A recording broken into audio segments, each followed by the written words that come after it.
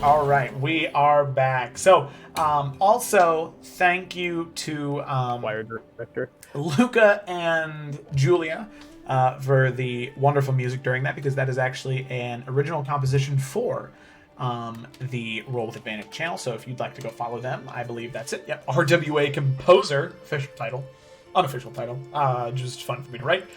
Luca and Julia, check them out on Facebook. Lots of good music there. I thoroughly recommend it. They're very talented. Yes, they are. And final Big thing, fan. if you are hanging out in the chat and there is somebody who stops by and they say, "What's going on?" you can simply type in !SC or !Salamander Coast, !Tuesdays, and it'll pop in that description for them. And it'll tell them what is actually happening during the campaign in this current moment. So, if anybody does stop in, got that for them. So, I think, there is just one more thing that I want to show all of you, because I think that it is very cool, is that all of you right now, since it has your characters picked for you, in the bottom corner, bottom right-hand corner, you should see that, like, it says, like, public role, and there's, like, a little dice next to it, and that's, like, where the chat box is. You can pick language there, and then you can pick a language that your character can speak, and if there's another character who can speak it, they can read that language, but if nobody can, then they can't read it. So if I say... No fucking way. Sorry, no way. That is awesome. That is badass. I love that feature so bad. We're about to get really close.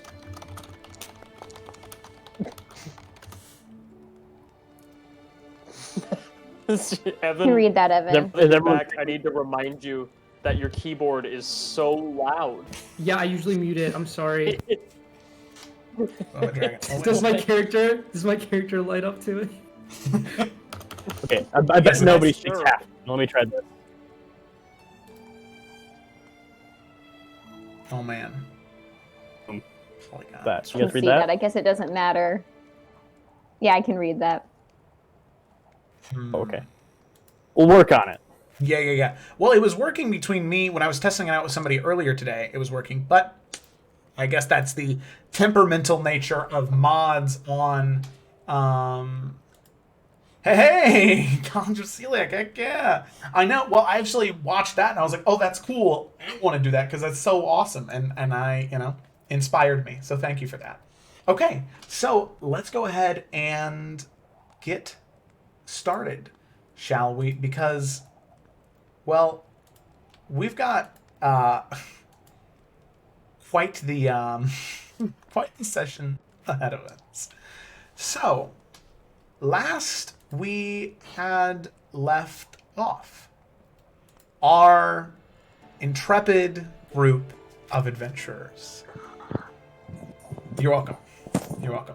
Thank you. You're welcome. I wanted that. You've earned it now. You really have. This is an intrepid group, that's for sure. So, they had found themselves, well, needless to say, and understating it a little bit, in a sticky situation. They found themselves in the nation of Belliclara, a nation rooted in wealth and profit. And they found themselves as individuals who wished to find something more. Whether they just wanted to be happy with a family, or they wanted a life of adventure, they wanted something that didn't fit with everything else that already existed in the nation of Belliclara. What was normal? What was expected?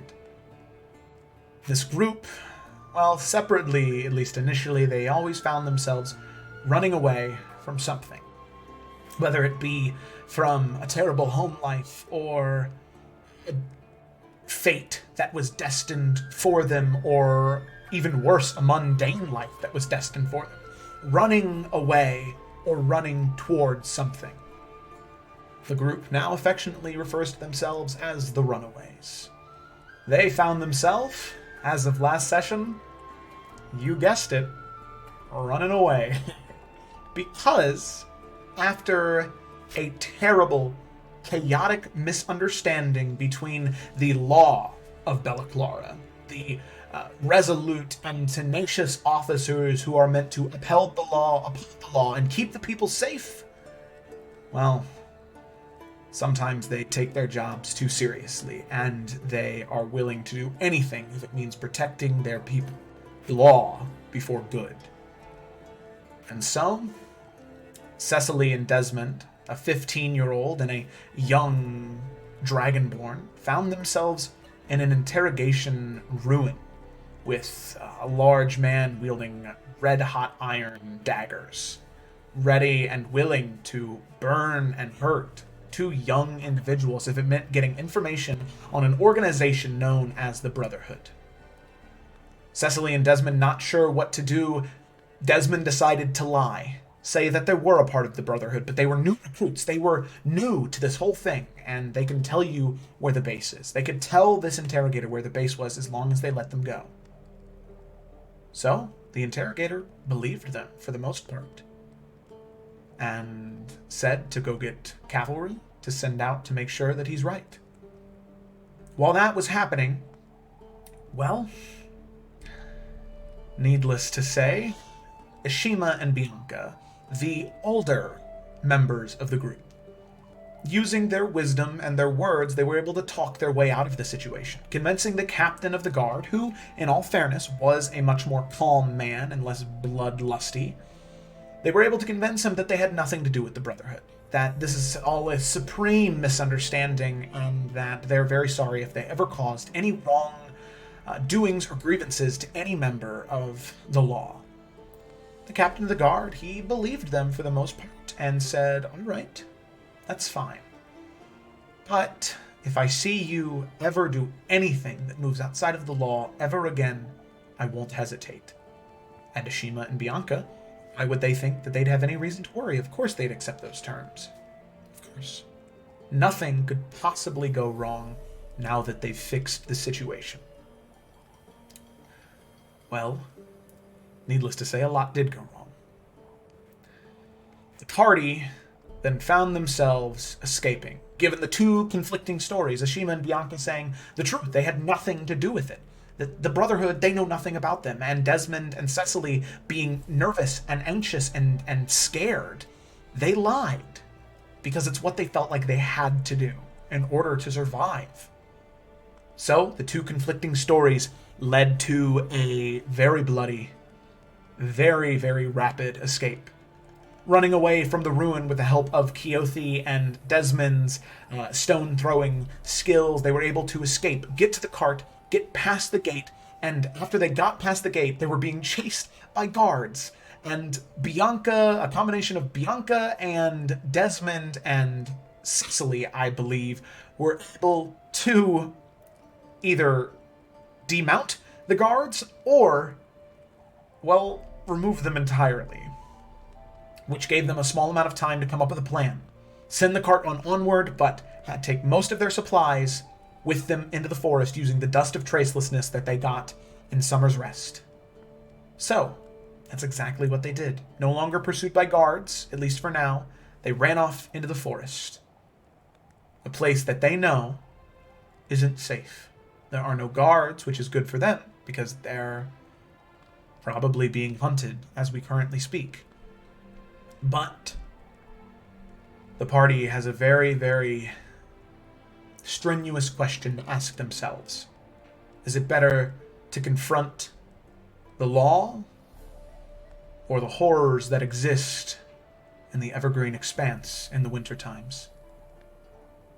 Question the party is faced with right now.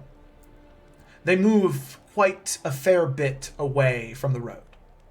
But because they were in a rush, nobody was jotting down landmarks, or Keothi, their Goliath companion, wasn't keeping in mind her map-making skills, trying to make sure they were tracking their position. No. They're lost. They might, in the morning, be able to see the sun rise and understand their cardinal direction from there, but as of right now, they're lost.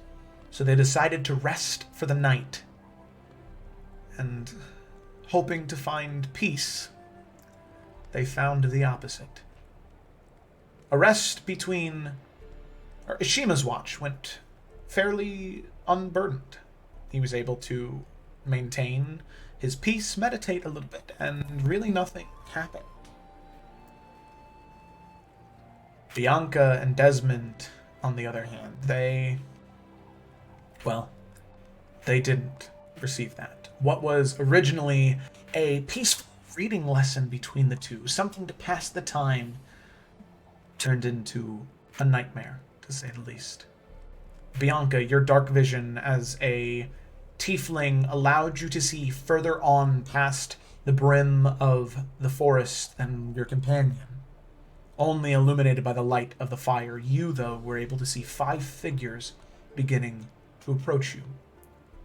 5 humanoids, one in solid steel and the others in armor as well, you think at first, but then realizing that isn't armor.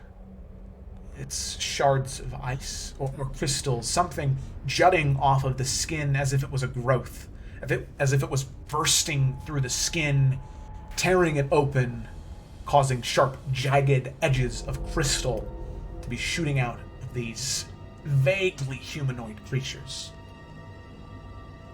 The 4 smaller crystalline creatures and the 1 armored frozen soldier approach slowly, stomping slowly, and you can see, although that it's freezing here and there is snow coming down in the middle of the night, the air around that soldier in particular almost crystallizes from the pure amount of cold that emanates off of its body.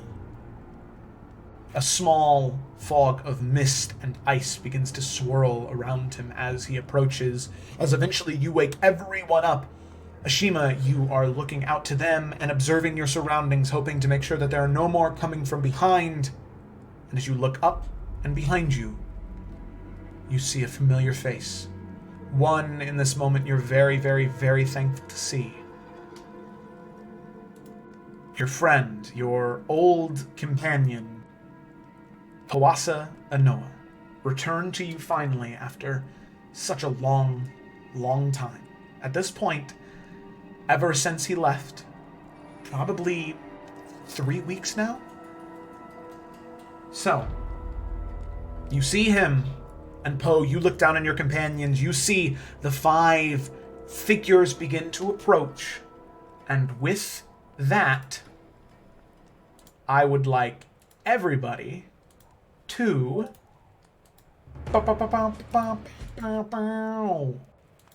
roll initiative. Boom, baby. Okay, just to be doing sure, we just combat. click the initiative thing, right? Yep, or We don't have to click our token? No, you don't. Yeah, you can just click initiative. Okay, I'm just gonna do that. He's wait. good. I don't want to move. Oh, it's I'm not. off to a Nah. He's fine. decent start this entire campaign with my initiative. It's been really nice. Oh, man, I had a pretty bad one. Pretty bad. Oh, that's yeah. Me too. Me too. Oof, oof, oof. Okay, so all of them go on the same turn, and then he goes on a different turn. Crystal Captain and Crystal Creature. Oh, wow. That's rough. Oh, the Crystal Creatures. Oh, well, there's a good one. Shit. Okay. Okay. Wow, yeah. Natural 20 minus 2. There we go. Did Keothi already roll? Oh, no, she didn't. Keothi, initiative, and roll. Oh, there you go. Look at Keothi. Look at you go, Keo. Yeah, there we go, Hey. Q. Alrighty. So, with that, let's begin combat. And if you would like to, Cameron, this is one thing. You can right-click on the fist icon in the top right-hand corner, and that'll actually open a pop-out initiative tracker for you. Sweet. Yeah, let's see. Who's going to be the cameraman for this? Bianca, you're the cameraman. So the recorder has you selected. So that means anywhere you go, the recorder will follow you there. Okay? Okay. So let me go ahead and do this real quick. Owner, and there we go. Alrighty. Okay, there it is. Zoom out here and zoom out here. Make sure that looks okay on the stream. Yep, there we go. Alrighty, let's flim-flam and do it. So with that, we actually start with Desmond at the very top of the turn order. Desmond, what are you doing? Okay, so Desmond still doesn't really realize about the magical thing he did the last time we had combat. But similarly, he freaks out a little bit, and he's going to take a deep breath in, try to match his heartbeat to the ring, the beat in the ring, and the veins in his eyes grow a little bit dark, and I'm going to cast Hex on, I guess the one on the bottom. Very bottom? Okay. Yeah. And should I drop Hex? Yeah, go ahead and drop that for me just so I have it here. Spellbook. Hex. How do I just do that? And then it should consume a spell slot as well.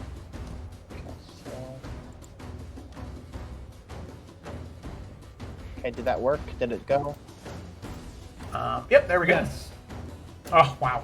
Wow. I don't. Nice. Yeah, Hex can't be Is a... Hex- Yeah, no, it's not an Yeah. attack. It's just a... I know. I was like, that's Automatic. fine. Dang it. Oh, man. Okay. Okay, well, the next time that you attack it, you will get an extra 6 damage, which is nice. Right. So I'll go ahead and take a slingshot shot at him. Okay, go ahead and roll for an attack.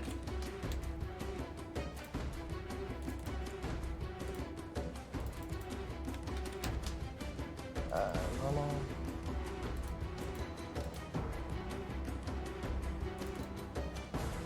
And then that's is that a hit?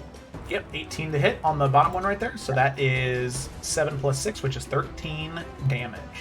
It's a D6. I don't think it's 6 straight. Okay, sorry, I was just going off the roll from up here. If you want to re-roll the 6, that's fine. Oh, I mean, if you want to take the 6, you can take the 6. But Yeah, sure. Okay. They do it. They do it. Okay, so minus 7. But then afterwards, I am going to 10, 15, 20, 25. I'm gonna hide behind this tent. I Okay. can't hide because I used my bonus action, and that'll be it for me. Okay, alrighty. So there we have. Alrighty, sounds good. So that is the end of Desmond's turn. Then we come to the crystal creatures. Okay. So let's see. They're just going to. Their entire thing is they are just coming straight for whoever is closest to them, tear them apart, and then move on to the next person. So that means Bianca, all 4 of these are charging at you. Right there. Cool. Right Hey. there. Right there. And this one is hexed, but it's still moving for you. Okay. So we have the first Cool. one. They are going to. Let's do this here. Wait, do they all move at the same time? Are Yeah, they they all all- on the same? They all work on the Initiative? same initiative. Okay. Yeah. Okay. All right. So we've got these. So each one of them running up towards you, they just end up going for the same attack. All of them, like almost all at once, like as if they're one same like hive mind, all working together at once. They all come in and they all try and slam into you, all at the same time. So, one attack. So, okay. Okay, so that is an 8 to hit, which is a miss. Second one is a 20 to hit. Well, is that does it. 4 points of bludgeoning damage. And then, let's see, third one and fourth one. Oh, it automatically takes it. I forgot. Yeah. This So- is too easy. I'm not even. Okay. Well, it doesn't automatically. That was just me doing it. Oh, okay. I was like, wow. Okay, then that's a 15 and a 16. Yeah, Both hit. All right, that so would do it. then that's 10 total. Oh wait, I guess it's in the favor of the hitter, right? Yeah, in favor of the swinger. Yeah. Yeah, because I have 15. Yeah, they Oh, both okay. hit. So then that's 10 total. So I'll let you subtract it. this Okay. time For funsies. Okay, so how do I just click? Yeah, if you click on Okay. your token, you should be able to. Oh, never mind. You can't see the damage in the chat. Okay. You can right-click That's on your okay, 'cause token I- and then like highlight the damage in your name. Okay. And then you can hit minus whatever. Okay, I have a question then. Yeah. So if they all work as one, if I were to have a reaction to what is that called now? Hellish Rebuke, would they all have to take it? No, they're all separate creatures. They just work on the same initiative order. That's a Damn. That's a big brain thought, though. I tried. I'm wondering if I should save it. Very Okay, loudly. I'll just take. That's not good though. I'll do one of them. I'll Hellish Rebuke. The one which ones hit me? Just the not this one right here. This one did not hit you, but the other 3 did. Okay. I'll do the one that's further away from the rest of the party, the one that's closest to the big bad guy. Okay, that This guy one. Okay, that If one I is click, in line. I don't know if you can see that I clicked on them. It's click and hold. Yeah, I'll Hellish Rebuke him. All right, sounds good. Drop it, and then that's what, a deck save. Okay. Oh, let's see if I remember. Why didn't? Okay. Click. It's a 14 on the deck save. I don't know what your Cast spell. DC is. I think it is a dexterity save, and 14 would be because that'd be my Yeah. Okay, so it still takes 4 spell points of save fire DC. damage. Yeah. Okay, so we'll do. Oh, that's so nice. It actually does Okay. the math for me where I can do half damage. But is fire strong against ice creatures? Are they weaker against fire? Yes, it is actually. So it would take full damage. Hey, look at that. Yay. Yay. Alrighty. So that's those 4, and then there are 2 more. Poe, you don't notice them until they're right up behind you. But there they are. So they are going to do the same thing, and they're both going to lash out at you, Poe. There's 1, and then there's 2. So that is a 15 and a 16 to hit. Oh, your armor class is not right. I know. I was just about to bring that up. I have chainmail on 16. I have 16 AC. Okay. Oh god. So it's in favor of the swinger. Man. Oh man. Oh man. Here, real quick. Let me get you some chainmail. See, I have it in my equipment, and it says I have it equipped. Yeah. The weird thing is, I actually had to, get a thing that auto syncs AC to armor, which is so weird. Unfortunate. Yeah. Okay. You have chainmail or a chain shirt? Chainmail. Okay, so I'm gonna delete this chainmail, and then I'm gonna add new chainmail, and then I'm gonna equip this chainmail. There we go, 16 AC, baby. We got it. Yeah. All right, so that is 9 points of bludgeoning damage. As both of them run up and just slam into your side. But that is the end of the crystal creature's turn. So then we come to Keo. Keothi's gonna kind of look up the at the water genasi who just appeared out of nowhere, and is going to look up at you, Poe, and say, "Oh, you must be Master Anoa. They have told me much about you. I am very...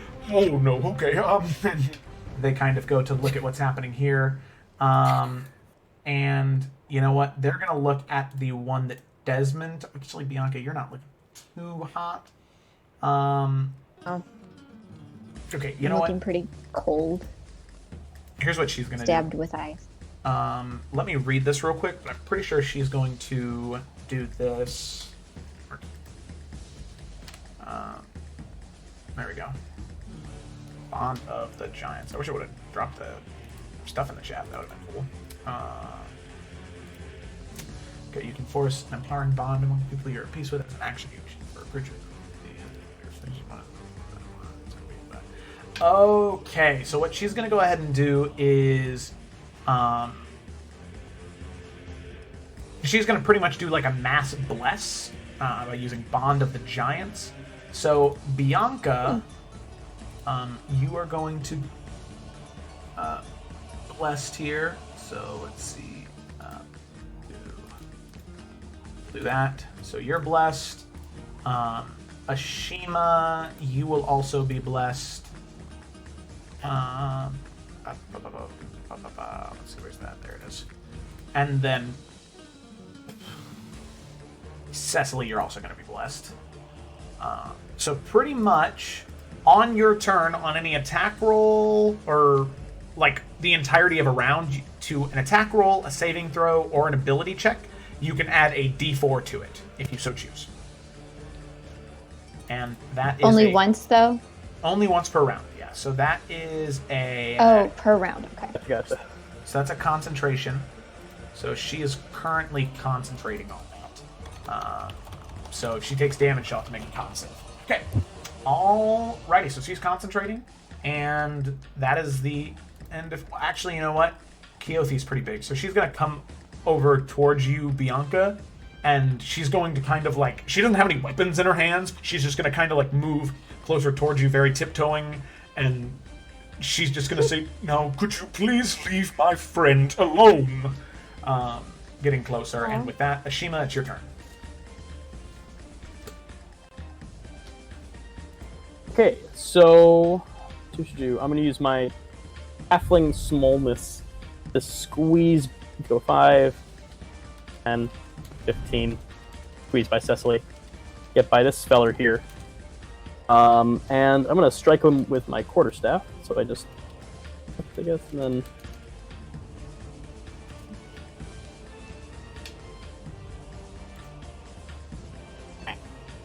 Oh, what? Oh, okay. That's not right. Here, let me... It's not adding your dex to the quarterstaff. Oh. That makes sense, because my AC is also 14 right now. Yeah, yep.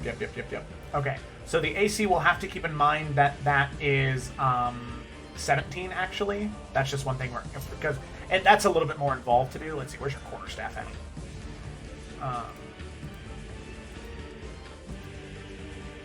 Oh, wow. Equip that. Here. Quarterstaff. Shoot. Okay, sorry, give me 1 second here, Connor. I need to move your sheet to a different type of character sheet so I can actually edit it. Okay, I'll just close out of that real quick.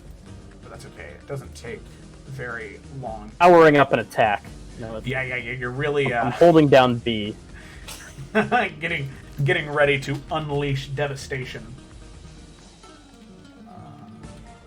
Quarter. Oh my god. Q-U-A-T-R. Was that not how you spell quarter? Am I stupid? Quarter?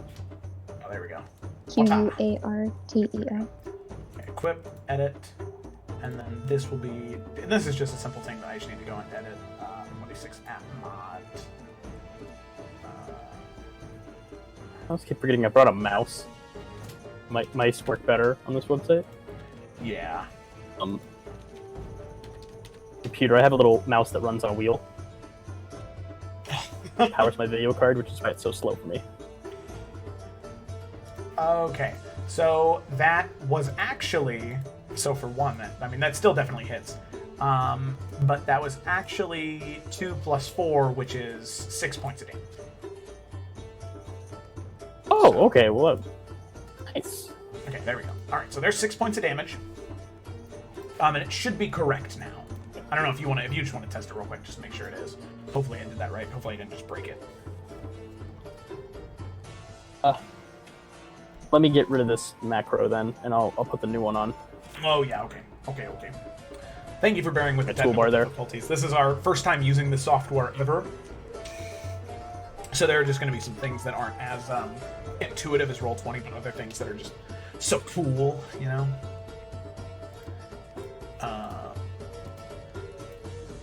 Alright. It said the attribute Dex was not found. Okay. So, I think what I'll do then is, for right now, we'll just keep it at mod, because it at least knows what that one is. And then what we can do is we can add an attack roll bonus of 5, because your strength modifier is -1, right? right? It's -1 for your strength. Yes, I said yes. Okay, sorry, I didn't pick it up. Alrighty. Oh, wait a second. Dude. There's literally a an option here where you can choose what ability modifier it uses. Oh, it's funny. Alrighty, there you go. It's fixed now. Oh, look at me overcomplicating so I just, things. I messed with macros once, and I'm like, I'm a pro at this. Okay, so then I click I have full damage to selected token. Yep. You should be able to do that. Hopefully. Okay. And this guy. Ah, no, I hit myself. Okay, here, I can do it then. I think it's because you might not be able to use the damage there. I think that's... Yeah, like select the token. Yeah, it's not letting me click it. Okay, yeah. Then I can do it then. That's no big deal. Alrighty, so... Dang, he's not looking good just with those 2 whacks.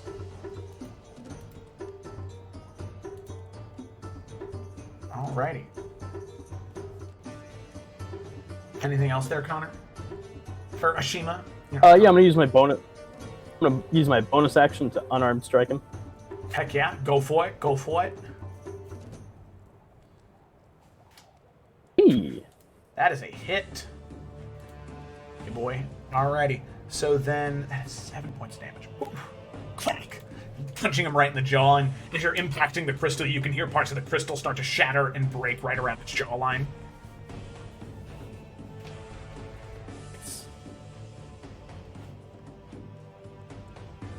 I mean, ice. Alright, yeah, that's my turn. Okay. Alrighty. So then we come to Bianca. So Bianca, what you doing? You're surrounded currently. But you got some allies.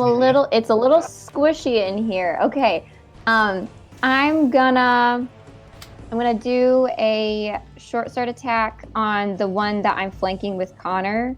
Okay. So do I get advantage on that roll then? D6. Or is that how that works when it's D6? Okay. Yeah. All right. So I'll do that first. And then I'll roll a D6. Okay. Well, I don't know if it matters. Nope, 12, that actually hits. Oh, hey, yay. Okay. So that.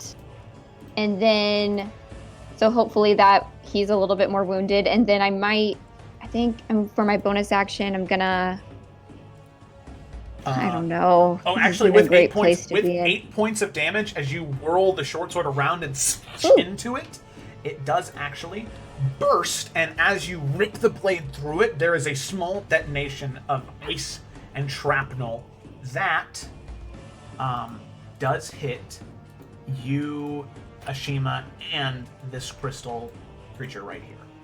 So that is 2d6.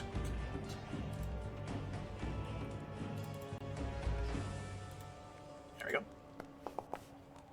So you and Ashima both need to make a dexterity saving throw. It's me too. 22. Oh, wait a second. Bianca was rolling those d6s. That's okay. Sorry, what was your... Did you drop it in the chat? So do you just click dexterity for a dexterity saving throw? Or is that a straight dexterity check? No, you should be able to click on dexterity. Oh, that's right. It is... Wait a second. Your character sheet. Sorry, my bad. Here, let me change it to the one that's actually helpful. There you go. Okay. And then, Ashima, let me change yours back to the one that's Things are loading. There you go.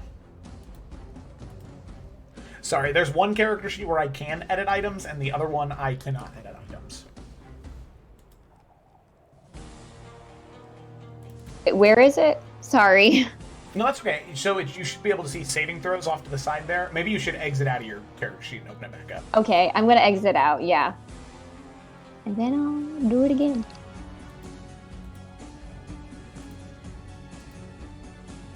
Oh, this is so much better. Oh Yeah. my gosh. Yay. There we go. Yep. Okay, there. I'll click it. Dexterity Normal. save. Bada bing, bada boom. Okay, so you and Ashima both succeed, only taking 3 points of cold damage. And this creature here is immune to cold damage. So you see the ice shards slam into it and almost like absorb into the creature, having absolutely no effect on it. Okay, so anything else, Bianca? And then on the creature, I guess right in front of me, I'm going to do for a bonus action just one more hit with my short sword and hopefully do some damage to it. Nice. I think that one's -4 because it's my bonus action. Isn't that right? -3 is your dex. But it's plus modifier. a -3. Okay. So it's still 6 damage, which is pretty good. So 6 piercing damage. Slashing into it. You cut away some of the crystals. However, this one hasn't been hit yet, so it's still doing pretty okay. Alrighty. Yeah. Anything else? And then I'm just gonna feel nervous, and that will be my turn. Okay, alrighty, sounds good. So I'm going to toggle visibility on him. No there. Alrighty, so Poe, then that comes to you. You have 2 creatures flanking you behind you as you're looking down at your companions, your friends, surrounded. You just went through hell and high water to get here. You feel fully recharged, fully energetic, but then those 2 creatures come up to you. They slam into your back. What are you doing? All right, Joe. So, I'm gonna have my new sword, Glory, in one hand, and I'm going to have my very dramatically awesome wooden arm, and I'm gonna like kind of clench and unclench my hand really quick.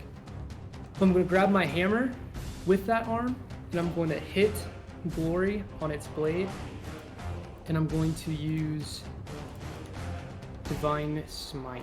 Hell yeah, man. Hold on, let me make sure that's what I wanted to do. Yes, that's exactly what I wanted to do. Yeah, that's really epic. So, because they are undead, right? They are undead, yes. So, Divine Smite does an extra 1d8 damage. Yeah, it does. Oh, yeah, So, it kind of needs to. That was kind of poopy damage. Yeah, so I'm going to go ahead and swing with Glory on the one that's right in front of me. Can I do it with 2 hands? Is that okay? Yeah, that's fine. Yeah. Okay. That should roll the versatile damage as well. Yeah. Right, awesome. And does that hit? An 18 does hit. Actually, it didn't roll the. It didn't roll the D10. Here, go ahead and roll a D10 for me real quick. I don't know why I didn't do that.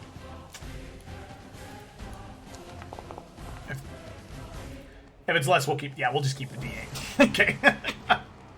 Okay, and then Okay. Divine Smite. So then I do need you to roll the D8 though. With all your bonuses to damage. Okay. So is it?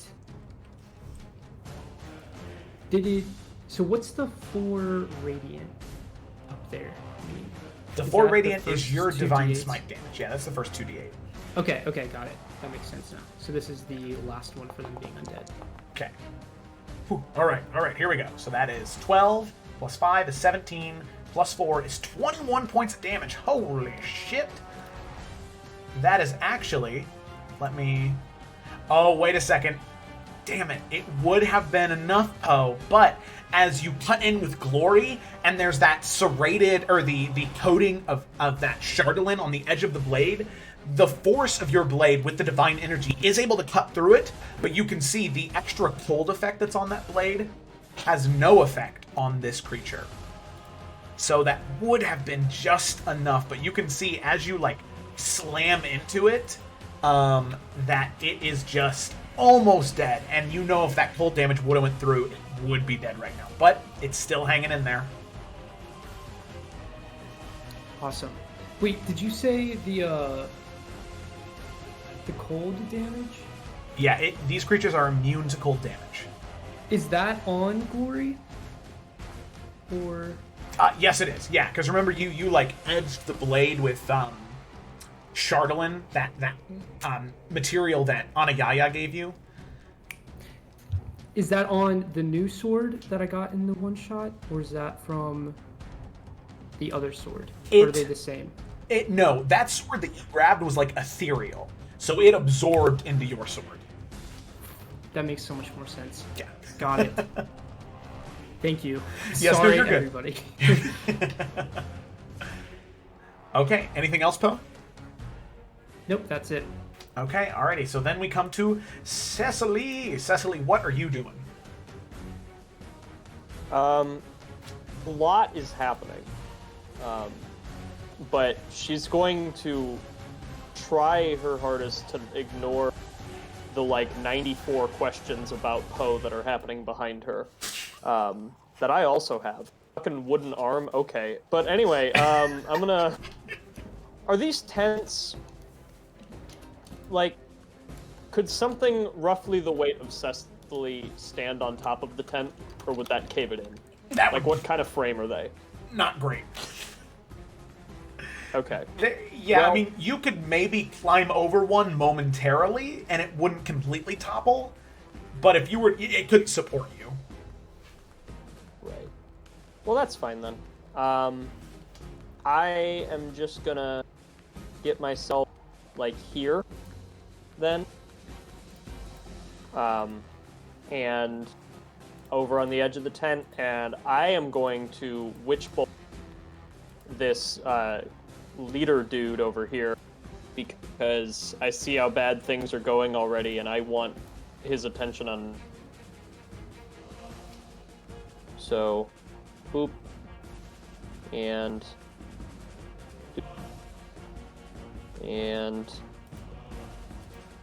doop, scoobity boop boop a doop.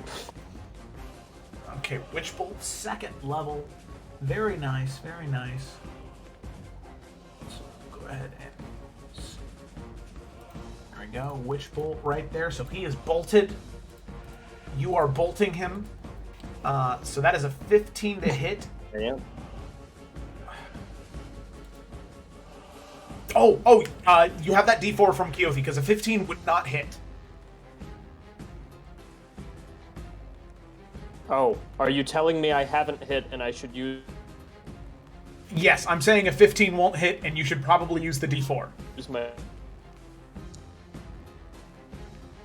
Hey, a 16 does hit, though! Alrighty, so that is 9 points of lightning damage. Alrighty, very cool. So with that, the two of you are connected at this point in time, just strung together as you're peeking out around the tent, and you can see that as the electrical energy from Witchbolt clings onto the icy armor, you can see his head just turns towards you, and the head cocks a little bit, and then turns back towards the flame. Almost not acknowledging. You can see that that mist that's all around him, the crystalline, icy mist that's around him, just swirling like a tornado. Every once in a while, knocking into the Witch Bolt, causing it to move and move more erratic than what it normally does. Not looking like it's going to split or anything like that, but there is magical energy that is present around him. Good to know. I see Hildy Dildy is back. I mean, I've already bolted him, so I guess I just need to clock that information and get on with my life. Okay. So, yeah, that's the end of my turn. That's Okay. all I got. So then we come to the Crystal Captain. So he, Witch Bolt still attached, is going to move 5, 10, 15, 20, 25, 30. So with that, Bianca and Keo will automatically take, no saving throw, a d6 of damage. Just one.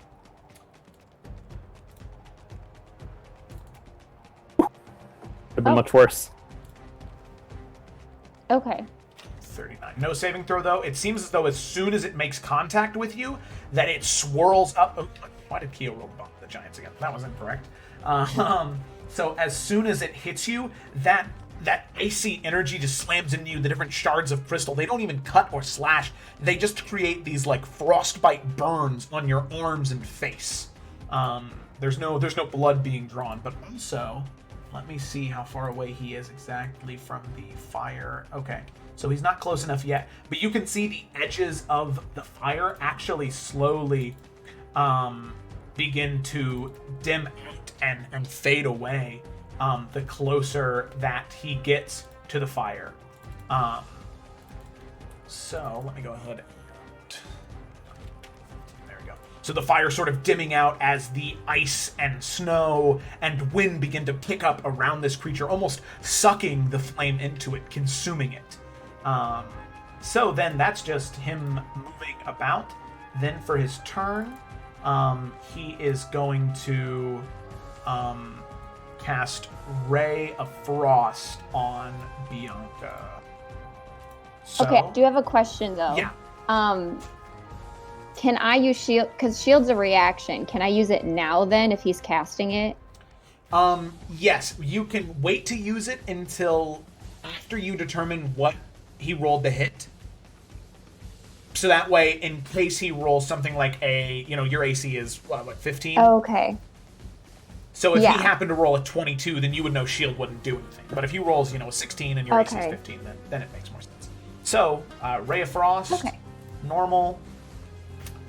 That is a 16 to hit, which then you're going to go ahead and cast shield. I'm shielding. Okay. So It's up.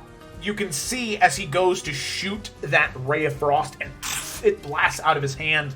The ice magic all around him sort of bending and curving to it. It almost slams right into your chest. You just barely manage to duck and then throw up the arcane shield, almost as if you're using like as if the blood out of your own veins is excavating and shooting out to absorb the cold, and then absorbing back into you, using your own blood to absorb that damage. And you can feel that chill of you absorbing that cold damage, and then eventually it fades away as the warmth of your blood extinguishes the cold. Okay, and my AC is now, and after that shield goes up, it's just gonna coat on me like an armor because my AC is 20 until my next turn now. Oh, that's awesome. So Bianca's entire body kind of looked like my dice, where it's just this almost hexagonal bloody mesh covering her. Jesus Christ. You murder 3 horses and then this happens to you. Oh my god. Okay. So that is the end of his turn. Then we come back up to the top of the turn initiative. Or back up to the top of the turn order with Desmond. Oh, hi, Trouble. You want to join the stream again? Okie dokie. So, I am going to pop out of my hiding spot, and I'm going to reach into my cloak and pull out a small little round object, launch it or lock it into my slingshot, and I am going to shoot a fire bomb, and it has a 10 by 10 radius and a 40-foot throwing distance. So let me see if I can do this on purpose this time. It should hit. It's a square? I don't know how to do it. It's a 10 by 10 radius. So you have to click and drag, yeah. Here, let me delete that Click one and for you. drag. Okay. Okay, there you go. I think so. It should hit those Oh, that's three. that's 5 feet. And it is though. what? That's 5 feet here. 5 is 10 feet? feet. It's not. Yeah. I thought Because that's a 10... Oh, no, not a 10-foot radius. It's a... Okay, gotcha.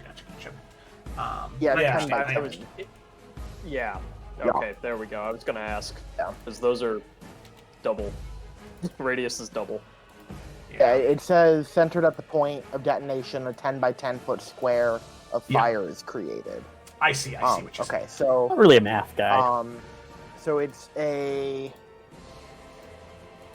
fire remains for a number of turns equal to your proficiency bonus, unless it ignites other flammable object that is not a creature. If a creature enters the area of fire for the first time or starts their turn there, they must make a dex save, taking 2d6 fire. And there's an explosion that happens. That's pretty loud, which might be a mistake, but we're going for it anyway. So my DC is 12. So they all have entered the fire for the first time, so all 3 of them need to make DC 12 dex save. Okay, so they will all make that save, but as it slams, it does have that initial detonation, but almost as soon as the flames explode, they are just quelched by the ice swirling around this companion, the captain. So they still take damage. However, they will take half damage from any source of fire while the captain is near them. So go ahead and roll your damage for that. DC 12. That is a 7, and then for the captain, that is an 14, which your DC is 12. Okay, so 6. So they'll take, the regular ones will take 3, which is double to 6, because they are vulnerable to it. 6. And then the one that you hit is hexed, so I believe it also takes an extra d6 of damage because it's hexed. Yeah, technically it says on Hex, I checked, that it says when I make an attack against it, so I don't know if that counts. No, yeah, this is an AoE thing, so it doesn't. So. 6. Okay. And then he will take 3. Minus 3. There we go. But then I am going to, afterwards, move my little old self back to hiding somewhere, if I can make that happen. Oh, I'm not on select token, that's why. Okay. I'm gonna move myself, I'm gonna plop down next to Cecily, and I'm going to bonus action hide. Okay, go ahead and make a stealth check. Stealth.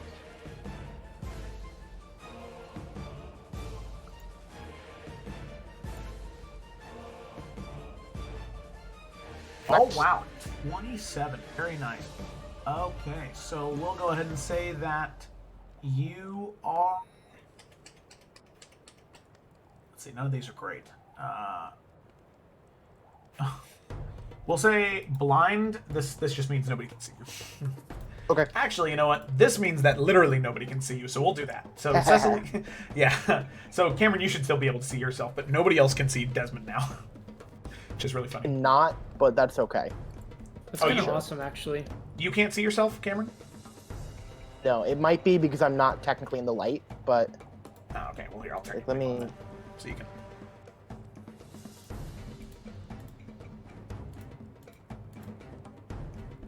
Okay, so then we come to the crystal creatures. So we've got, let's see, there are 3 alive still, so they're... let's see, these 2 are definitely attacking Bianca. So let's go ahead and go for slam. So that is a natural 1 and then a 17, which are both misses because your AC is still 20. And then, Felicity, I'd like you to roll a d4 for me. If it's even, this one down here will attack you. If it's odd, it'll attack Keo. Okay. Let me just get that ready. Did I say even was you? I actually don't remember, but I'll take it. It's okay. I actually genuinely don't remember. I think I said even was you. I think so. I'm sure chat will yell at me here in a second. Okay, Yeah, but we're gonna say even was you. Yep. Alrighty, that is a 19 to hit. So that is also a miss. Alrighty, so all 3 of those missed you, and now, Poe, there are 2 more that are coming at you. So we have got 1 and then 2. 2 more? Yep. Well, no, not 2 more. They're both of the ones up here are attacking you okay. again. Yeah. Jeez, I have to get out of there then. Okay. You know, So both of those are 16. That hits, right? Yeah. Yeah, unfortunately. Oh god. Yeah. 7 bludgeoning damage each. So whoops, sorry. I'll let you do it. There you go. All right. So 14 total. Okay. No way. Jeez. Ooh, man. Oh god. No, you just got back. No. Actually, you know what? Oh, jeez. Okay, here's what she's going to do. Seeing you take damage, Keothi is going to use... Oh, shit. I didn't mean to do that in the private roll. Whoops. She's going to use Balm of Peace So she is going to move, and I believe she can. Let me just double check.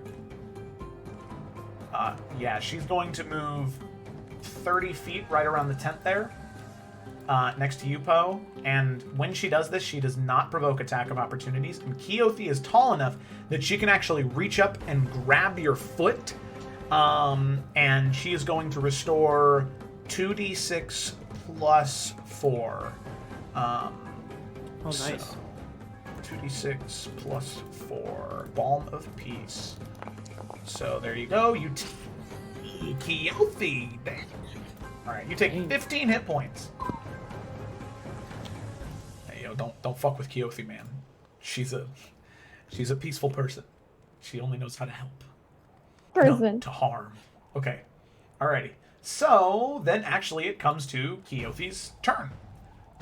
So then from here, she's going to take one step back, and she is going to use an ability. She's going to use Be at Peace, where she is pretty much going to look up to the one that's attacking you right now, Poe, and she is going to attempt to remove some of the harmful energy from it, and in an attempt to incapacitate it, so making it so that it's just in a natural, neutral state. So 24 to hit, reaching out, and 3 psychic damage. Okay, minus 3. Alright, not a lot, but, you know, better than nothing. So that's going to be her turn. Then we come to Ashima. Alright, so Ashima, it's going to be very, very flexible here, to say the least. He is going to make a quarterstaff. Well, firstly, he's going to move here. Yeah. And he's going to make a quarterstaff attack against... Okay, for that. That was close. Ooh. Gonna thrust it into its, like, soft underbelly. Hell yeah, man.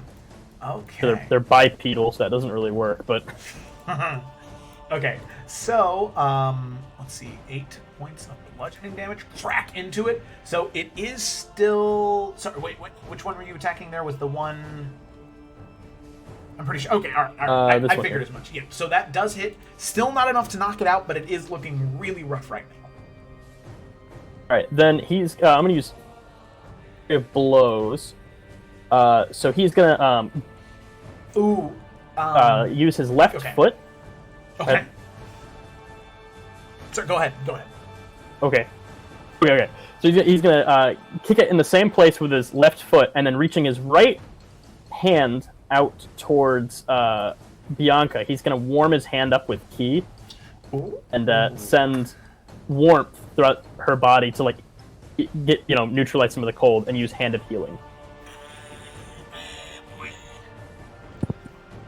I can...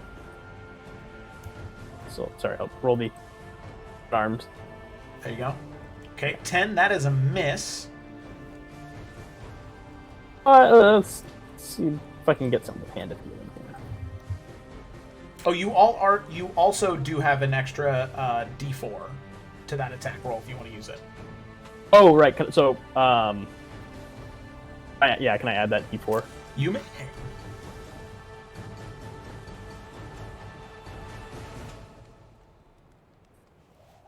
I guess it doesn't want to roll, so I'll just...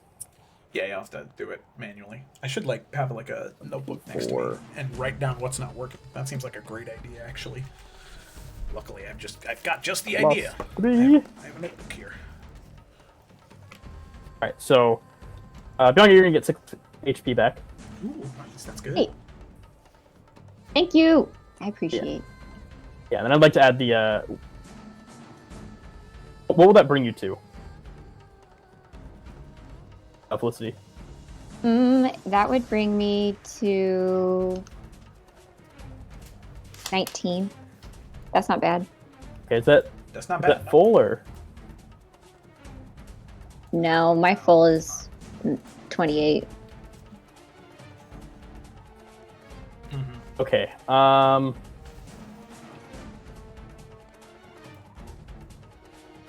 You know what? Just because you're kind of the punching bag right now. Joe, am I allowed to add that or to the healing, or can I only add it to like attacks and skills? No, checks? just attacks and skills and saving throws. Okay, I'll just go ahead and add it to the attack then. Okay. All right. The unarmed strike. D4. Here we go. Here we go. Here we go. Here we go. You got it, buddy. One moment. Alrighty, that makes it a hit, which then, with 6 points of bludgeoning damage, that one also drops down onto the ground. Dunskies. There we go. Dead as a doornail. Okay. Yay. So, now this this is one thing that I forgot, but Ashima, as soon as you enter that swirling vortex of cold, you are going to take 2d6, or, shoot, what was it up here?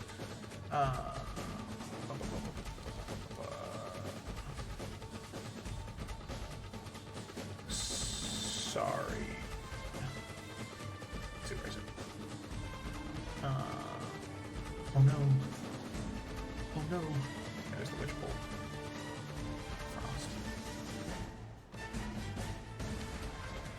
Okay. Alright, so there's that. Okay. So, then this would have been at the start of your turn. You're going to take that d6 of cold damage there. Not 2d6, that was Desmond's thing. So you take 3 points of cold damage. No. As soon as you enter the cold swirling vortex. And then is there anything else? Burr. Burr? No, that's it for me. Okay. And then that brings us to Bianca. So Bianca, at the start of your turn, you'll take a d6 worth of damage. And that is 4 points of cold damage. Okay, that's fine. Okay. Alrighty, then it is your turn. Alright, okay. Alright. So, did Bianca see Poe, and does she see that Poe's getting attacked too? Yes. Yeah, you would. Yeah, you can, especially with your dark vision, you can look up and you can see him, like, the flash of the sword and the swirl of the cloak, and you're like, oh, that could only be Poe. That really only is the only conclusion. Poe. Okay. Okay. Then what I would like, and the monster between me and the big baddie is alive, right? It is, yes. It is just okay. hex. It currently has this, that's a hex. purple mist and fog sort of swirling off of it from Desmond. Okay. I would like to attack that one with my short sword and then turn around and then attack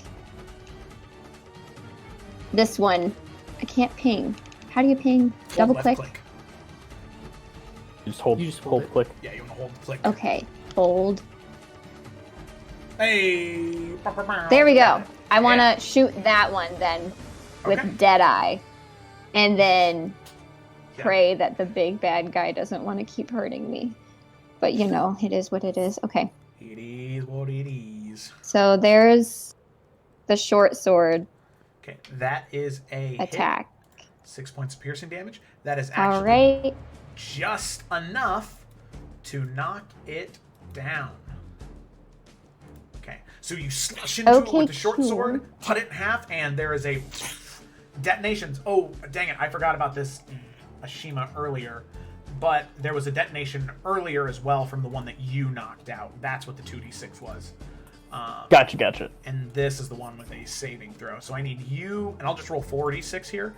And I need you and Bianca to make each go ahead and make one dexterity saving throw. So we'll just kind of mix them together. Luckily, you guys are both really good at dexterity saving throws. Don't say that.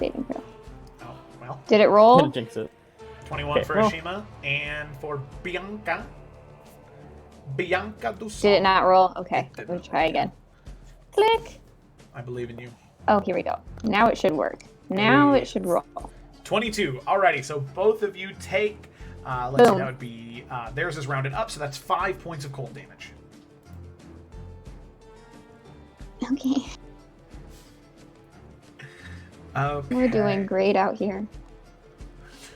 Hey, good thing Ashima pulled those hit points into you, because I think you'd be unconscious. Yes. I would. Alright. And then, The cold. and then take a shot. A shot. A shot. Ah, Ah, that's what I'm gonna do. Wait, wait. Oh, I see now. The first one did almost roll. It just didn't go through okay. because I didn't click the right thing. God Well- damn, man. Jesus Christ. The worst shooter shoots again. You literally, it's like you're literally using Deadeye from Red Dead Redemption 2, where you're like, okay, and slow down time, aim for the head, and... Because as soon as you fire a shot, it is almost instantaneous. The head of the creature just explodes, and Poe, you take... I need to make a dexterity saving throw, because you take 2d6 cold damage. Alright. Let's see what it is. I took that damage. You'd make a dex save. Yeah, first. sorry. Oh, sorry. It's the explosion from them dying. Yeah, they have a death throw. Okay. Ooh. Alrighty, so that They're means you jerks take like that. 8 points of cold damage, which are you resistant to because you're a water genasi? I'm resistant to acid. Ah, okay. Alright, that checks out. Can someone make sense of that for me? It's cool. I- I just want to know.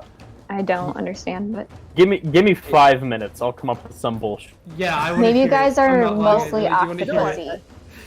octopusy. Okay, I actually, it kind of just makes sense, right? Like, if acid hits water, what is it going to react with?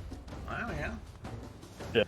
That's Intermingles just with makes the sense water to me. and Looping back to the game. I do want well, to this still is hear still the the game. BS reason though later. Yeah, okay. Okay. What's your... One is like there's the reason why. That's what Mark said. That makes perfect sense. But then there's what people actually think are saying. Okay, so Okay, Felicity, to end, You know. Felicity, what are you doing? I want to walk away. Want to go right there. And I want to like look at Ashima and be like, let's not die. And that is where I'll end my turn. yes, please. Alrighty. So then we come to Poe. Poe, what are you doing on your turn? So seeing like I was about to bring Gloria up to give one final blow to this thing, but then all of a sudden there's a gunshot, and I kind of look over at Felicity, and I see that they're kind of in a predicament with this like really big guy here and a lot of dead people over here. So I actually want to I was going to go in the swing, but I'm going to kind of flip around and point my hammer at this guy and cast Guiding Bolt. Oh, boy. Oh, Thank you. Let me make sure. I'm like shaking. I'm nervous. No, don't. Let me see. I just want to check for a couple things. Okay, that's fine. Here we go. Are you yeah, no, a 10 is just not gonna hit. Oh, God, I'm sorry. Sorry, it's just not enough. So, Poe, you aim down the guiding bolt, but the creature next to you is just... It's too distracting for you. The explosion, you're freezing, you are cold. After everything that you've been through, so much to think about, you just aren't able to align the blast, and you shoot it off. It just slams into the feet right next to the creature. Sorry, guys. You tried. The shame That's all that in your matters. voice. Do better, Evan. Come on. I was really sad about that. Oh my. Thought that was gonna work. Oh, All good. It's always so sad Alright. because Evan always describes Poe's actions as like so cool and so action movie, and action movie heroes never miss. Poe always misses. Or he dies, or almost dies. Except Tom Cruise and Mission Impossible. They make a point that like twice a movie he just fucks up, which is part of what I love about that series. Makes them really relatable. That is true. Mark's right. He does roll a lot of like low numbers. He does The throughout ones. the newest movie in the series. He just every once in a while you're like, oh, that was a cool plan. He just rolled low. So, Evan, I just anything love else?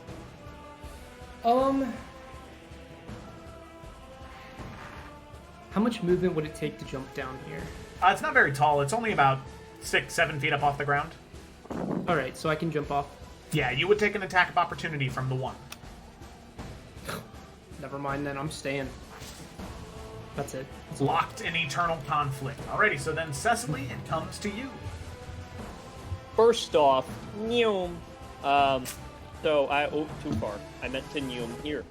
But, I'm gonna get here I'm gonna put the fire between me and, Mr. Icy Bones. And I'm just gonna keep doing the Witch Bolt.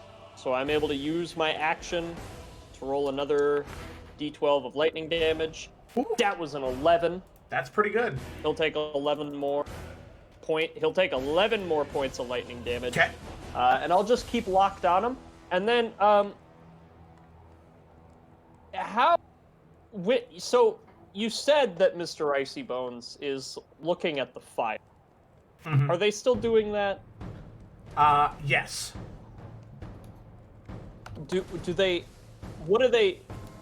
Is it like they want to destroy the fire, they are drawn to the fire? Do they have a human enough face for me to even be able to interpret that? No, they're like in full, like, almost like holy plate armor. So there's not even a face to interpret emotion. It's just a metal covering over the face.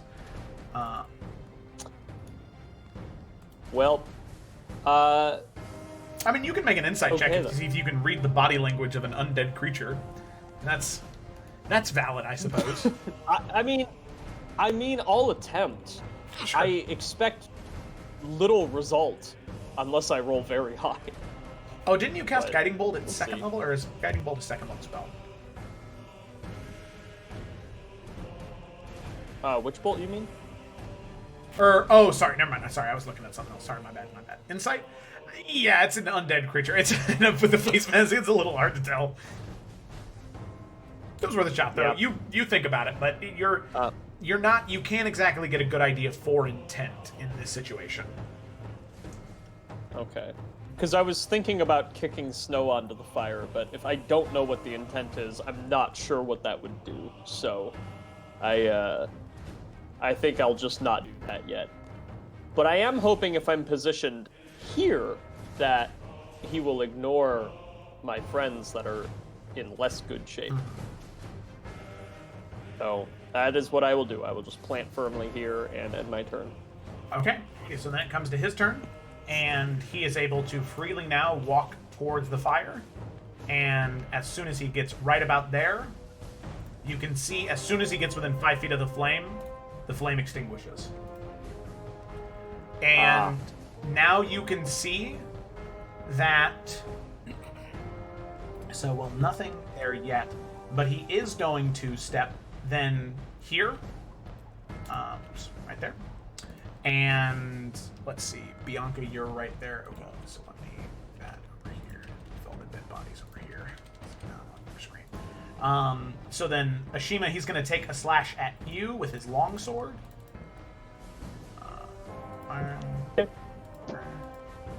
And then he's going to take one at You know, if Bianca. all he wanted was the fire out, he could have just asked nicely. That is true. What a dick. I know, right? I asked y'all to put it out before we went to sleep anyway.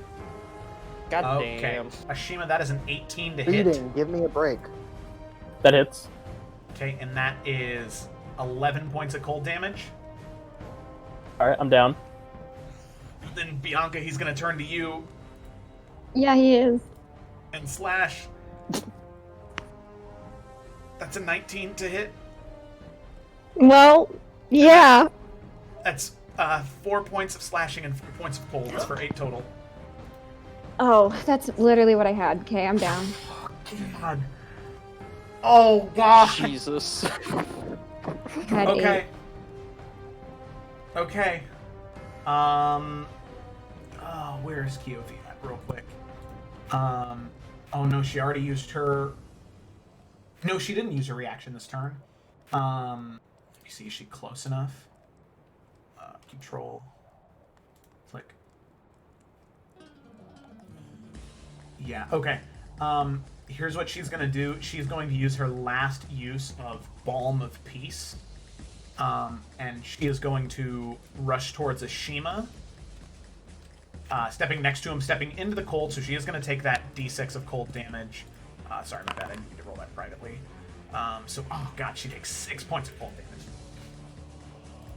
Okay, minus 6. Okay, wait, why did it do that? No, that's weird. It really likes to roll Bond of the Giant. So, Ashima, you are prone, but you do come back with 10 HP. As Keothi runs over towards you and places a hand on you, and you can feel this soothing balm come over the entirety of your body, warmth restored, and you inhale, and you're alive. Okay? So that was his action, of course. And as she looks over towards him, let's see. God.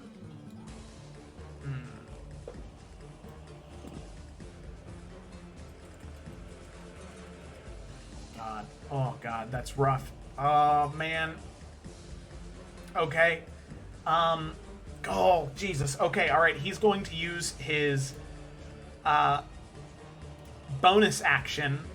And Cecily and Ashima, just as your eyes are sort of blinking open, you can see him as he's holding his longsword in one hand. He reaches next to him towards the corpses of crystalline creatures, and you can see, almost as if he was like crunching his hand, and then as if he were like throwing something, you can see just lob over his shoulder a collection of crystals. And Cecily, those crystals come flying right towards you and slamming into you. I need you to make a dex saving throw. Dexterity. I have some of that.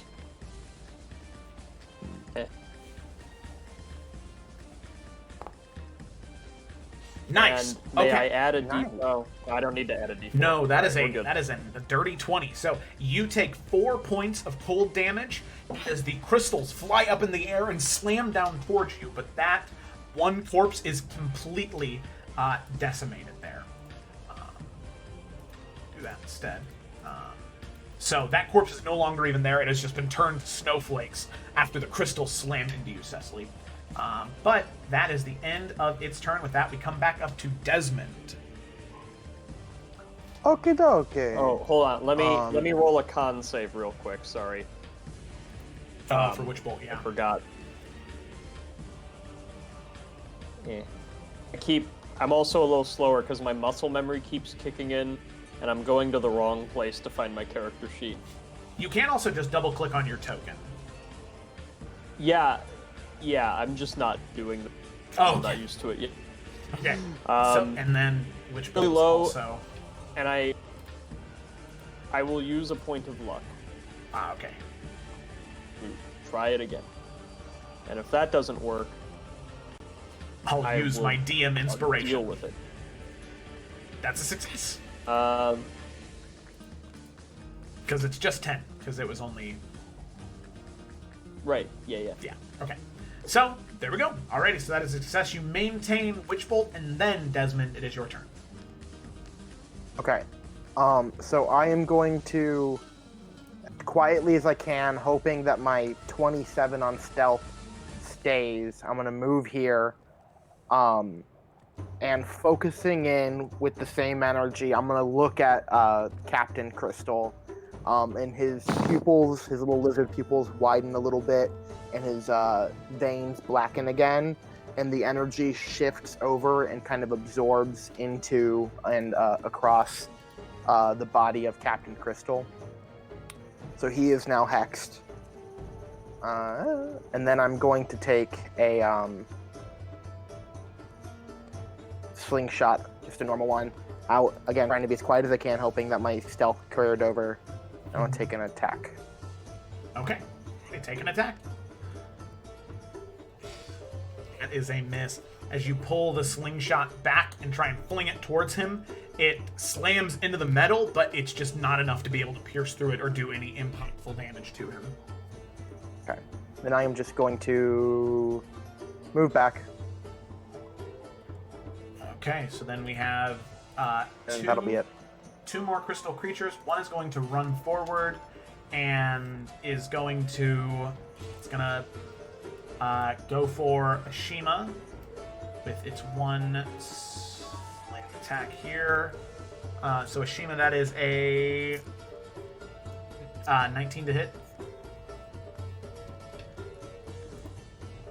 And that is, and then that is 4 points of bludgeoning damage.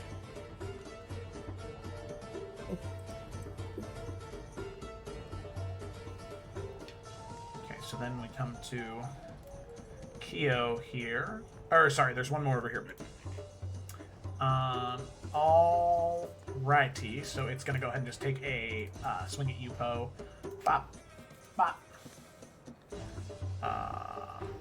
That is a 22 to hit, and that is 6 points of bludgeoning damage.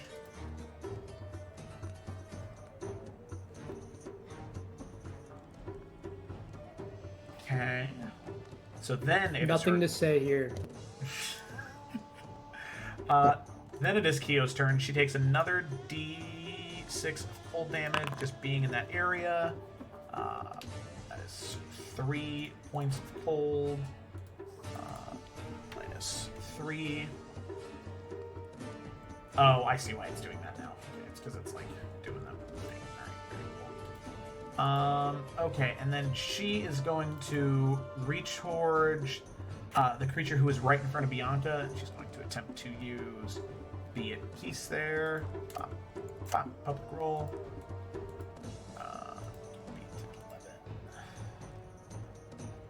Okay, 14 and 3 points of psychic damage to it. Minus 3. Okay, there we go. So she channels it, tries to calm it down, but it seems to not be getting anywhere. Alrighty, Ashima, then it is your turn.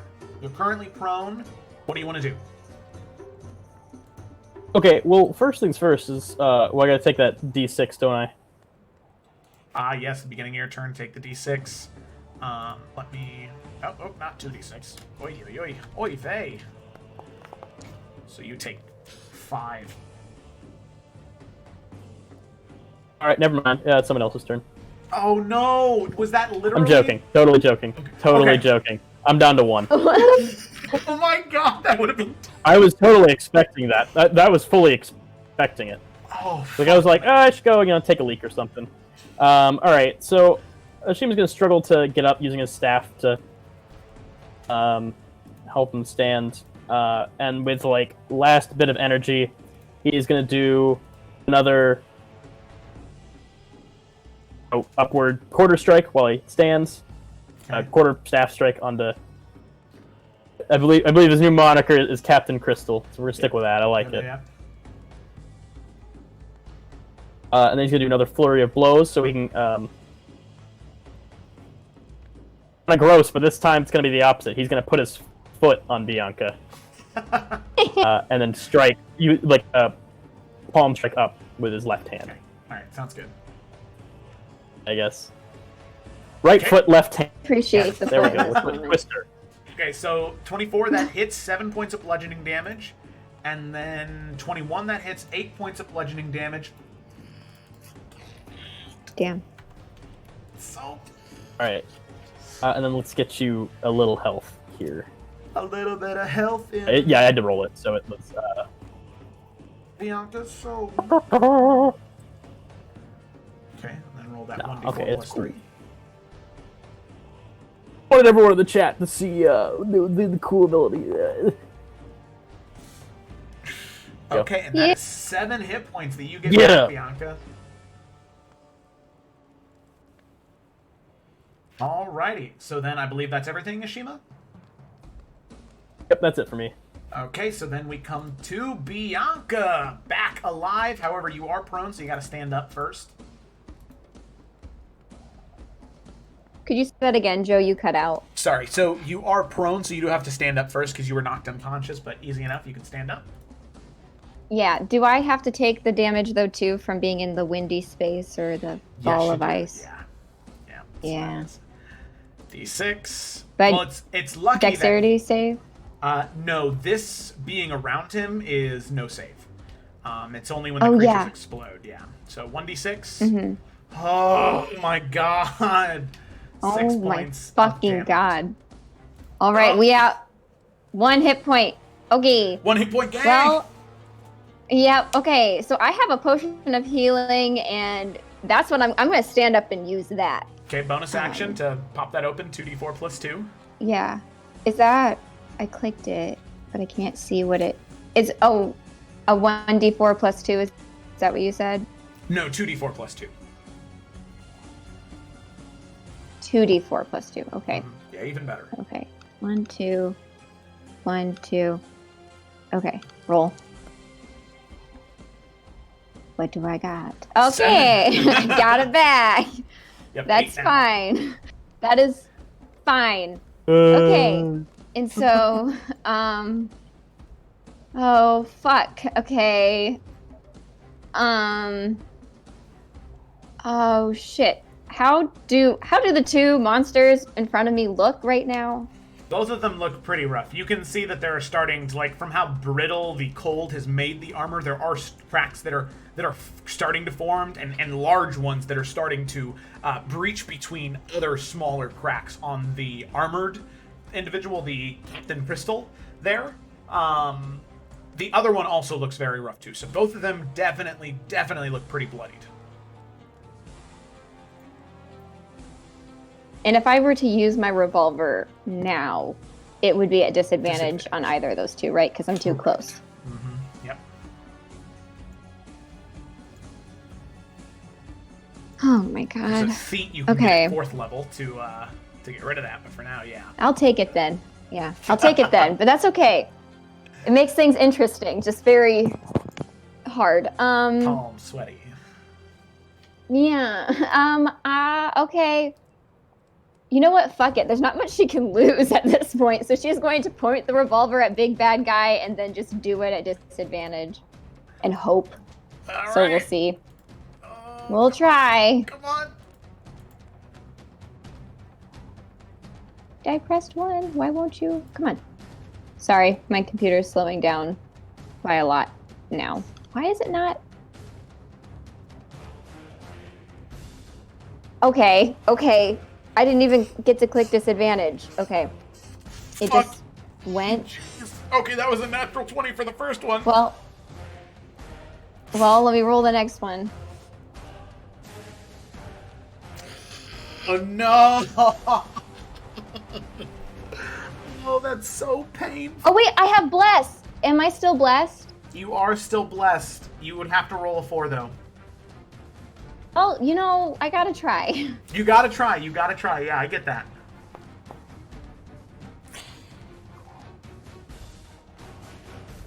Damn it. No, that's okay. Fuck. I tried. And now I will just lay down and prepare to die. Oh, and Cecily are still going. So, Bianca, oh god, you try and reach up, Deadeye, and try and shoot it right underneath the, right where a chin would be, but you can see that the pistol just tucks right up into the helmet, like right where the neckline is. But as you go to jam it up in there, you can feel the one free hand of it just grab your wrist, almost like frostbiting, burning into your arm, and rip it off, and then just the gun fires next to its head, and it's not even affected by the sound at all. So it's a miss, and with that we come to Poe. Poe, Okay. what you doing? Well, I have a lot of options, but one question is, so if I wanted to jump over something in combat, is that an action, a bonus action? Is that a movement? Just it's calculated as movement? It would be your movement, and then I'd probably count it as like your free action, like to hop over something, like especially if it's not a big thing, you know. Okay. My friends need me. I'm thinking. Oh no! Oh.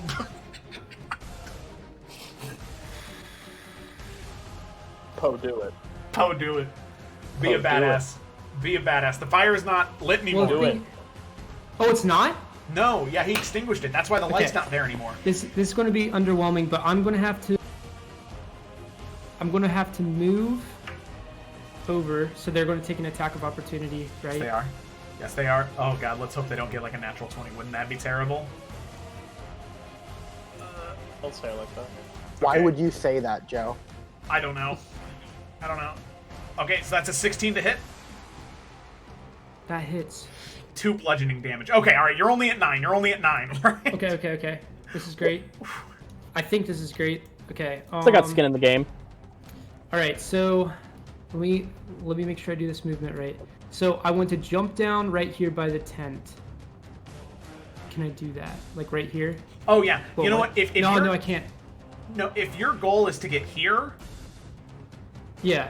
you have the movement speed. I can say that you like jump off of the edge, and like as you jump off, you get hit, and you like jump into like a spin or like into like a roll, and you do that like somersault roll down onto the ground, and then you like dash into the area. Okay, cool. It just Easy won't let enough. me move. It just won't let me move. Because so there's a it's kind of terrain the wall. fire as a wall. That's- yeah. Okay, so because Divine Smite lasts a minute, so it's still there. I just can only use its effect if I expend a spell slot, which I do have one left. Correct.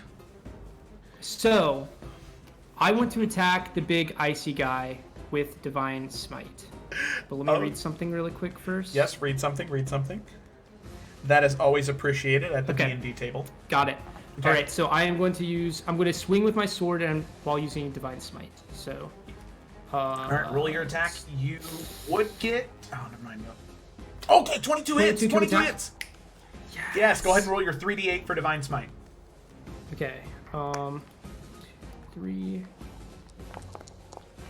Boom. Damn, that's an ass ton Nice. of damage. And now, seeing my friends Yum. fallen, I'm going to raise my hammer up, and I'm going to use my Harness Divine Power, and I'm going to use that to do.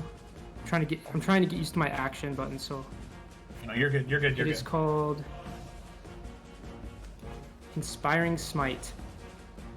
Immediately after you deal damage to a creature with your Divine Smite feature, you can use your Channel Divinity as a bonus action and distribute temporary hit points to creatures of your choice within 30 feet of you, which can include you. The total number of temporary hit points is equal to 2d8 plus your level in this class, divided among the chosen creatures however you like.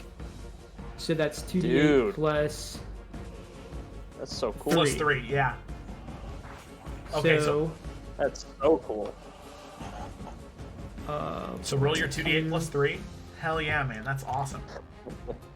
The holy vibes of the smite. Okay, that's dude. fine. And I'm going to give who is this? Okay, I'm going to give 6 to Ashima and 5 to Bianca. Okay. Oh, thank you. No problem. So I basically just raise up my hammer, and then I don't know what else it looks like, honestly. Well, so like you like as you're bringing down the blade, you like bang onto the sword with the hammer as it begins to like glow with this bright white hot light. Even like this like sharp teal blue color on the edges from the trim and chatelaine. As you slam down the divine energy that is currently broiling on the inside of your blade as it cuts in to that creature, there is this hissing sound that almost like a tearing noise. And as you slam into it, that energy that is trapped inside of your blade, there's so much radiance there that the the radiance is just channeled into your allies, destroying your enemies and bolstering them. So, Bianca, Ashima, you recover that, and as you tear into it, Poe, you can see the ice begin to, like, the creature, as you deal that blow and cut into the metal itself begins to, like, fold in on itself as that hissing begins to continue and get louder and louder and louder until it looks like it's almost collapsing in on itself. And then there's this high-pitched noise that cuts off as if it's gotten too high for your ears to hear. And then there is this detonation noise as the creature itself explodes. So I need Cecily. I need everybody to make a dexterity saving throw. You started naming us and you were like, eh. It's like, oh. I'd like to go back to the ground.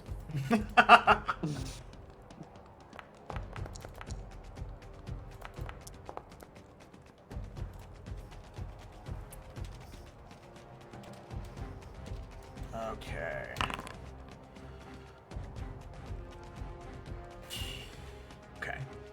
So let's see. Poe, that is a failure. Ashima, that's a success. Bianca, that's a failure. Desmond, that's a success. Cecily, that's a success. So, Nice. 2. What about Kyo? Kyo, oh, sorry, I didn't for her yet. Dexterity saving throw. Luckily, she has resistance to 0. Oy vey. Okay. Oy, 10. Alrighty. Righty. So, with that, those of you who failed, which is Bianca and Poe, you take 14 points of cold damage. Howie. I'm dead. I'm super dead. And On the ground. those who succeeded I'm take dead too. 7 points of cold damage. I have a question. Yeah. Fucking ass. Do I still take the damage even though I'm behind the tent? I didn't know if I got like cover from it at all. You only get like additions to your saving throws. Okay, I wasn't sure. No, yeah. So like you would get for being half cover, you would get +2 to your saving throws. It'd be 25, but that doesn't affect okay. how much damage you take. Yeah. Okay. You said 7 points? Yeah, 7.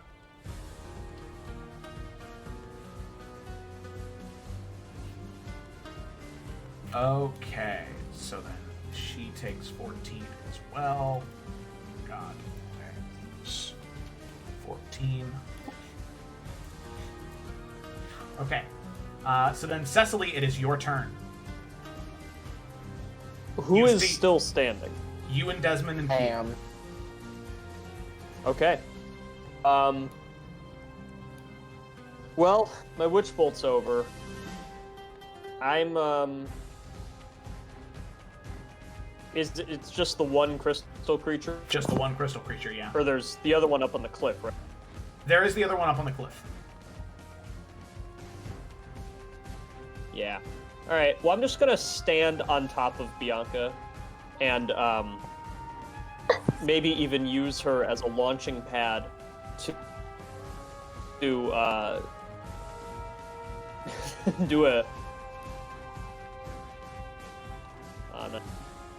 on this guy here, and I have so many things that change roll. I don't know. I might use one of them. Sorry, you were cutting in and out quite a bit there. Okay, so an 11 does hit for 6 points of lightning damage. Hey, okay, alrighty. So with that is just enough for that one. As you grab onto it and discharge the static electricity, it also detonates. And oh, jeez, okay. Can I lay on top of it? Is that possible? You lay on top of it, like absorb the grenade blow. Like as I kill it, can I just? Well, that was loud.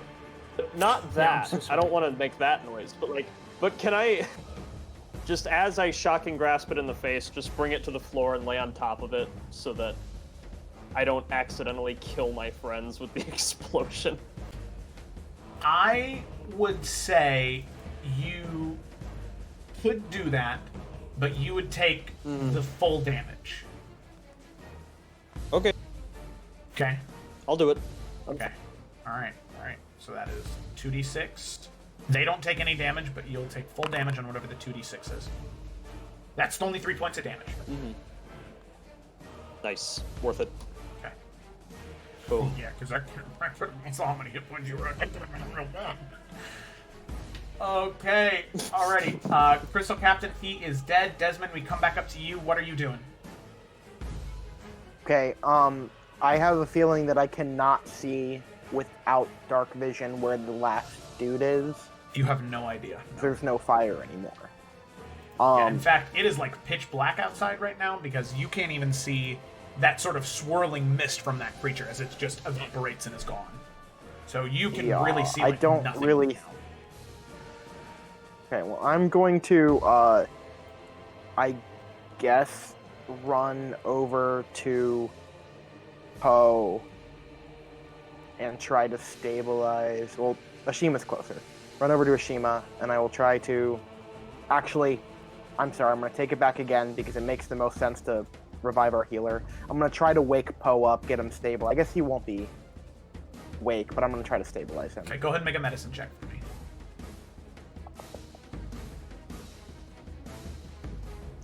Medicine check. -1. Gotta get 12 or better. Okay, ready. There we go. So you are able to stabilize Poe. So Poe, when it comes to your turn, you don't have to make death saving throws. You're stabilized, but not conscious. Okay. Got it. All right. And that'll be it. Yep. Okay. So then it comes to this creature's turn, and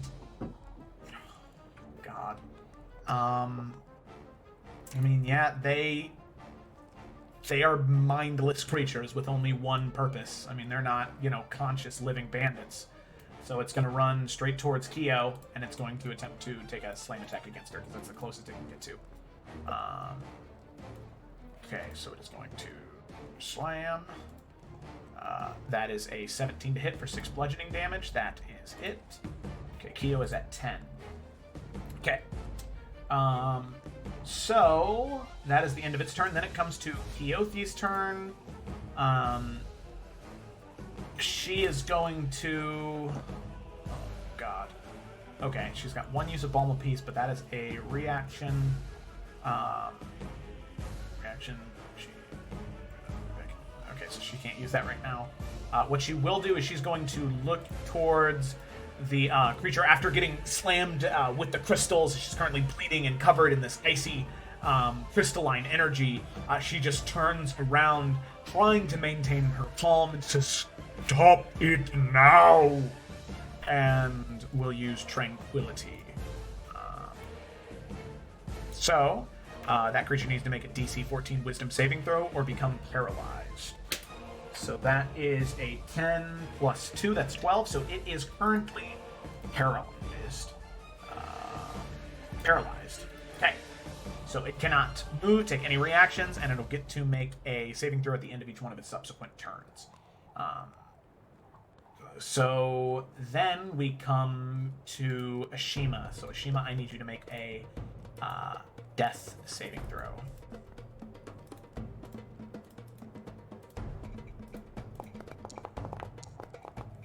Okay, that is 1 failure. That's 1 failure. Okay, and then Bianca, I need you to make a death saving throw. Oh, yay.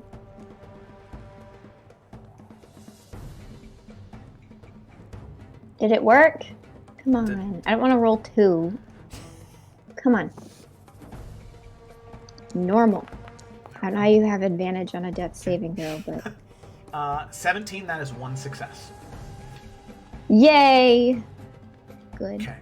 Alrighty, so then, Poe, we come to you. There's nothing you can do. You're stabilized, so you don't need to make any death saving throws, okay? Cecily? Alrighty. What are you doing? Yeah. So I don't have dark vision because I'm a normal human girl, but can I see the ice creature? Is it close enough? You can hear it pretty easily, but you cannot see it. Alright then. Well, then I'm just going to reach below me and try to stabilize Ashima. Because that makes more sense than running towards the darkness. Alrighty, sounds good. Go ahead. I do have 1 healing hand left. Okay. Go ahead and make a medicine check for me real quick, and it has to be a 12 or higher. Well, that wasn't. No, so you reach down towards Ashima, and you try and shake him awake. You try and talk to him, say things to him, but he is not responding. You can see the breaths in his chest, they become more shallow and more sporadic, and there are longer pauses between each inhalation. Okay. So then, Desmond, we come back up to you. Well, Crystal Captain, he's dead. Desmond, we come to you.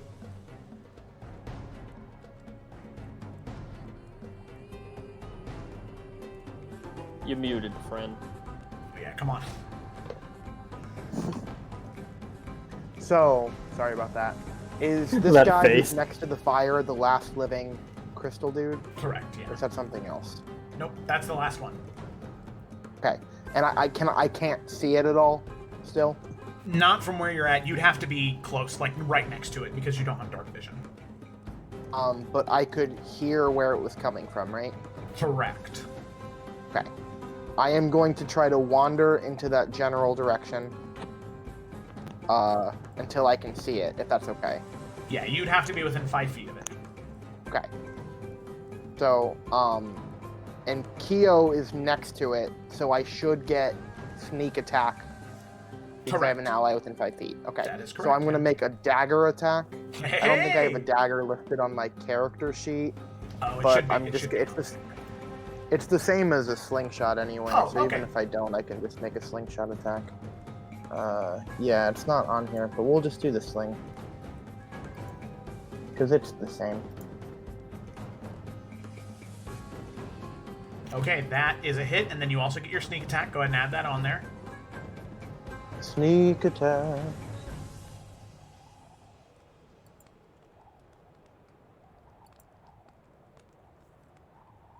Oh, actually, sorry, it's paralyzed right now, so that's an automatic critical hit. Oh, sweet. Okay. So it's that, and then all we have to do is, let's see, so that's a D4, so 5 plus 7 is 13? 12. 12. So 12 plus 4 is 16, plus 12 is 28. So it takes 28 points of damage on that critical hit, because we just max out all of the damage dice. And, Desmond, with that, that is enough to kill it. So you smash into it. However, you and Kyo both need to make dexterity saving throws. Okay. I probably didn't see what Cecily did because of how dark it was, so I wouldn't have had that idea if Mark didn't, so I'm not going to try to copy that. Okay. So a dex save, is that what you said? Dex save, 2d6. So that's another 3 points of damage. Nothing too bad.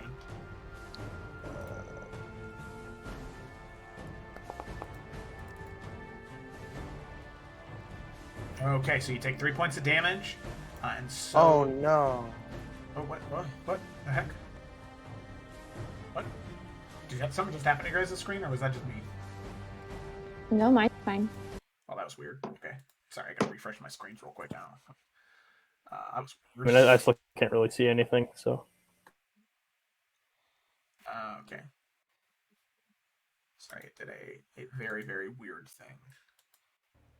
Alrighty, there we go. That is...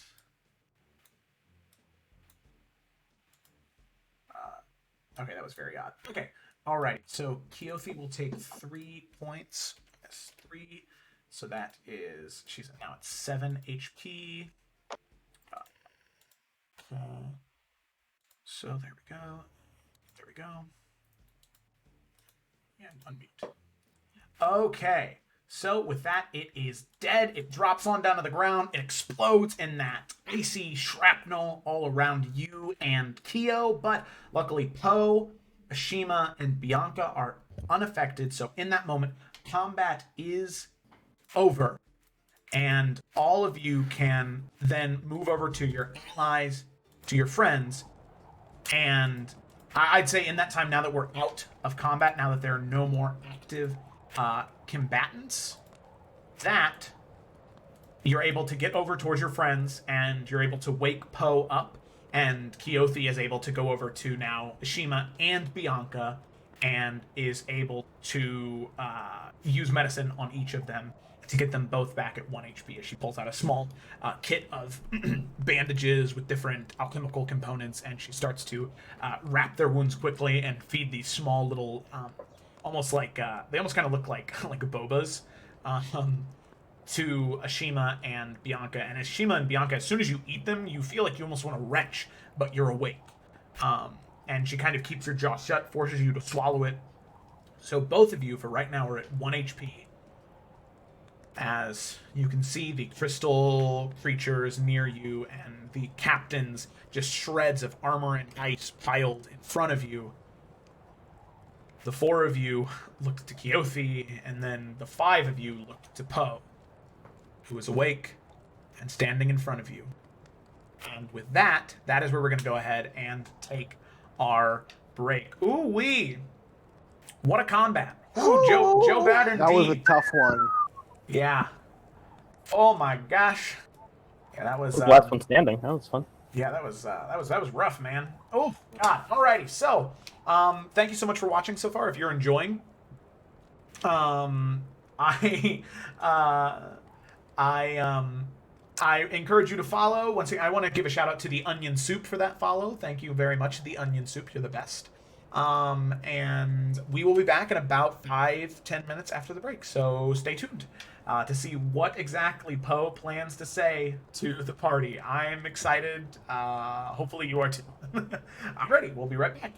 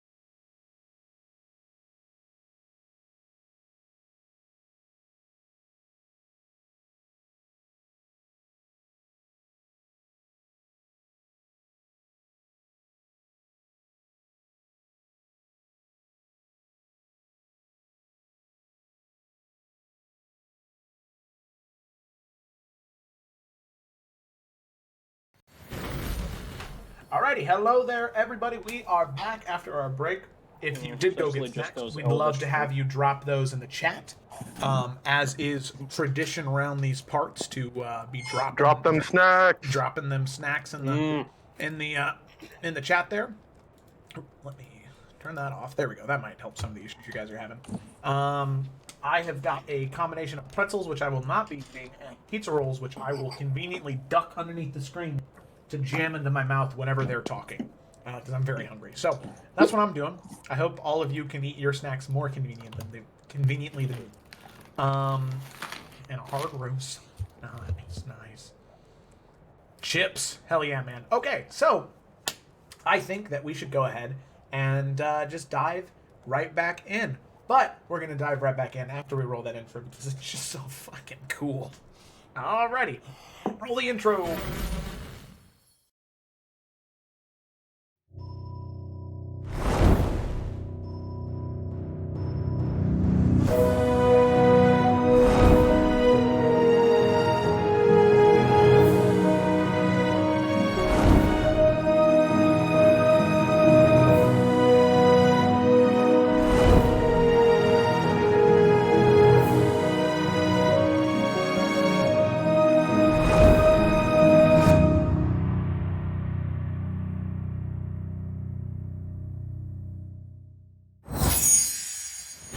Alrighty, Sorry, I and don't we are back. intend The to intro explain is anything. over.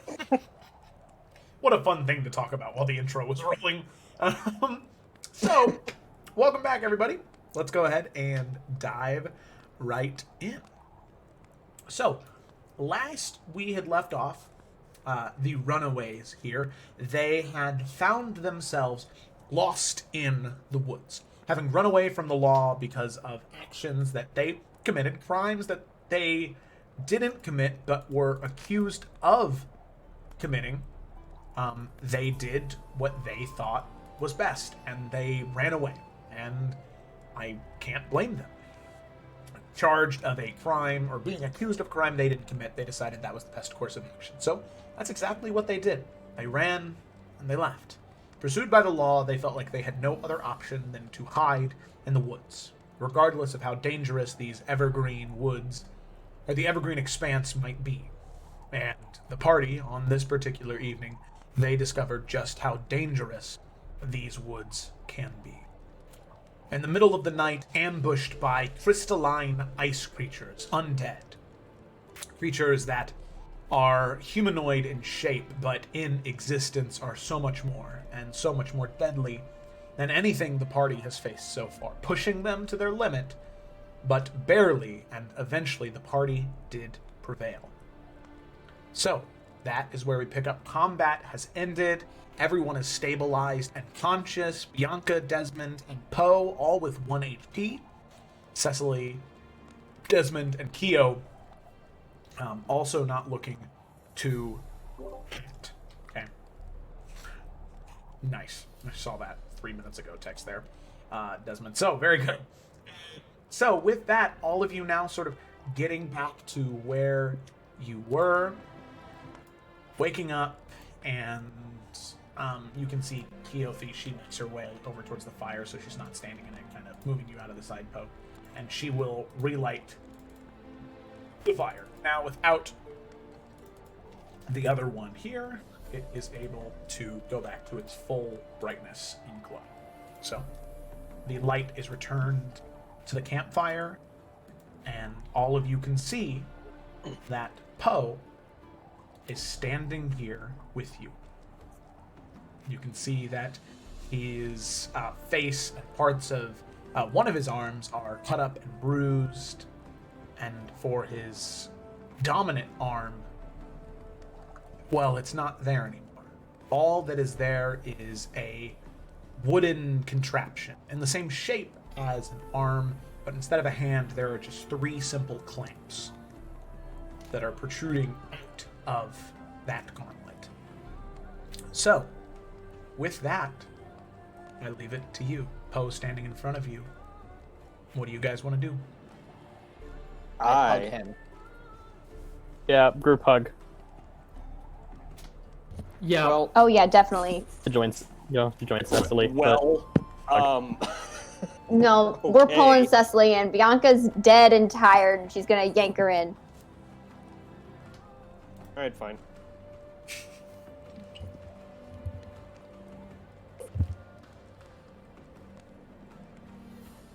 So Where? Bianca's Yeah, gonna yeah. go sit down by what? the fire. Well, first I'm gonna Yes, look I am around. very cold and weary. Poe's gonna look around and be like, where the hell are we right now? And how did you get here? No, you don't first. know? Me first? Yeah, Poe. Okay. What the fuck, Poe? You first. Okay. He's gonna kind of shrug and shake his head with one of his arms being a wooden caption now. All right. Seeing that, Shima's coming. Cecily, please. Please, what? Yourself.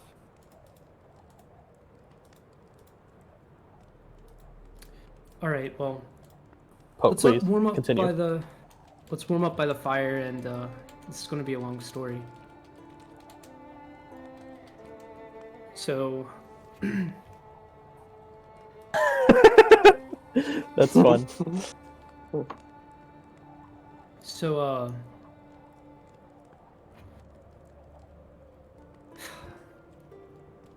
I guess it's been what, 3 weeks now?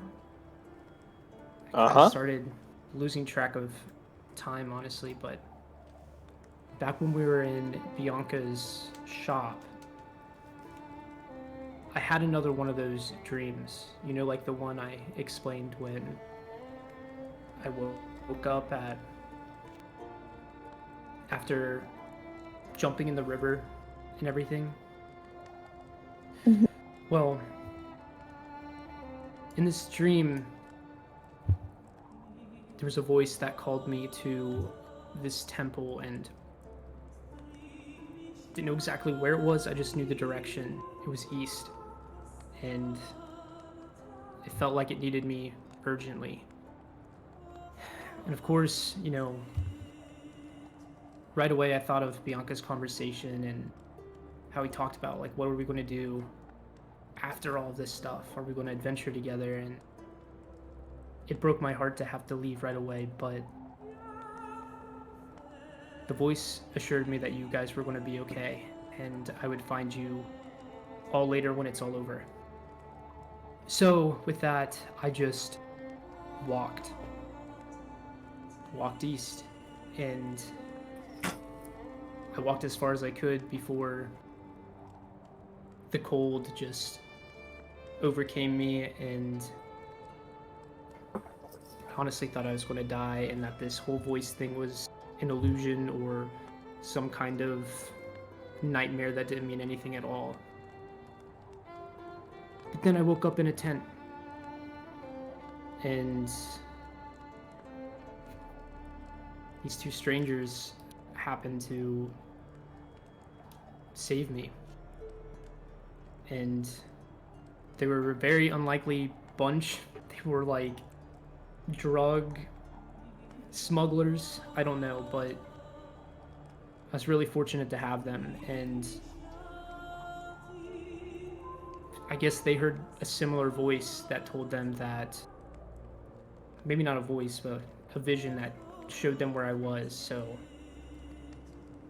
I don't know, that has to mean something, but they helped me to the temple, and part of getting in, and he's going to hold up his arm, was I had to be at my weakest to be at my strongest. And well, ran into a lot of trouble there, but long story short,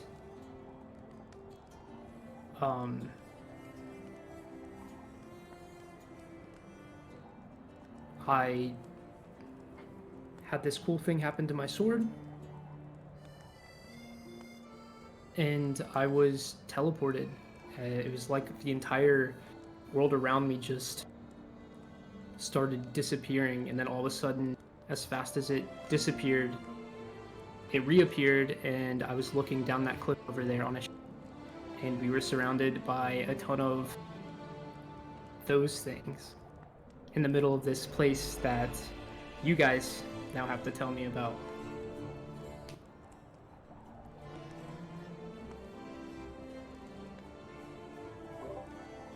To be honest, Well, I don't I'm know happy if we to really see you.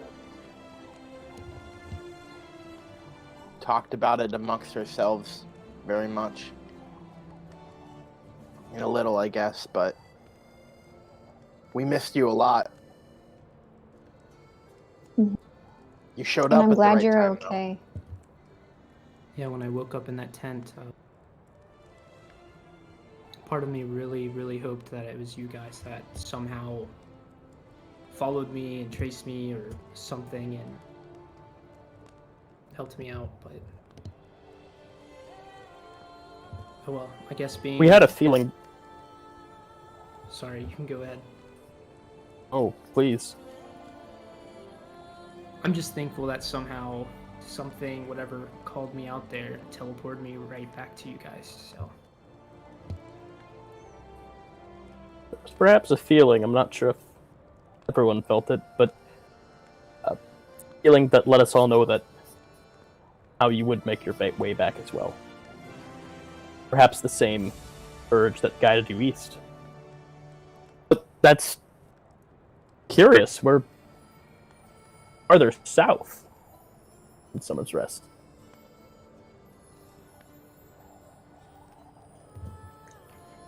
Yeah, hold on. Let me get a map.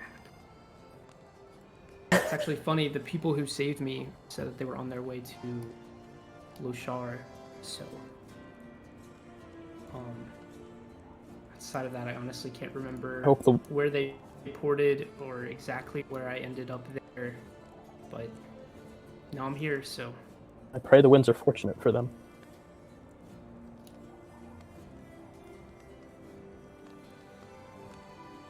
So you said we're a little further south? Only a little. Yes, We're not that far out from Belka. I mean, Summer's Rest. Okay. Oh, this is Keothi, by the way. And I will Oh, gesture to Keothi. Well, hello, Keothi. Keo, this is Poe.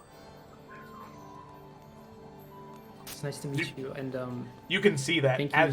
as you try and talk to her, as all of you are looking at her, she's just sort of staring into the fire and like looks up at the sky and is just like nodding her head, and she keeps going.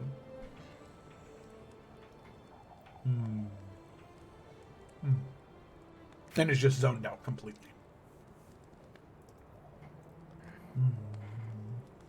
Well, thank you for your help out there. Huh? Oh, I am sorry. Were you talking to me? Yeah, I was. Oh, I am so sorry. Sometimes I get caught up in my own mind. That's okay. In case you didn't hear me, I really am super thankful for your help with dealing with those things on the cliffs, and it seems that you've taken pretty good care of my friends here too. Oh, well, to be fair, it is them taking care of me, so... but it was no problem at all. Poe, correct? Yes. Oh, it is a pleasure to meet you formally. I saw You as you well. on the ledge and, well, I hoped that you were the one that they had been missing. And it seems as though, well, when I had first met the group of them, looking towards the four sitting around the fire aside from you, Poe, and then I met, well,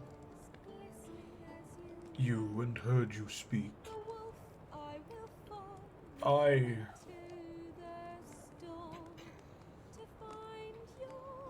have no doubt in my mind now I had always read about them, but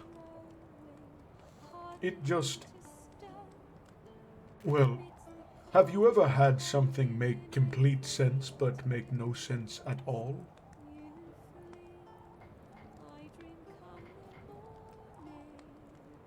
Yeah, honestly.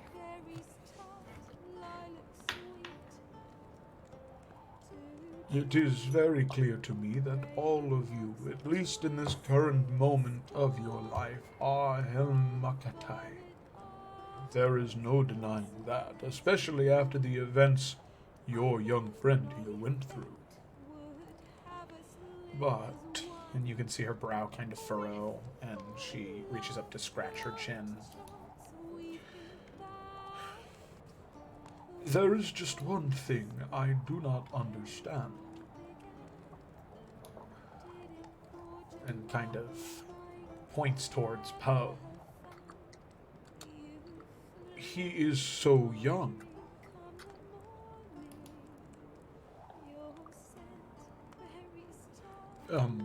Let me elaborate.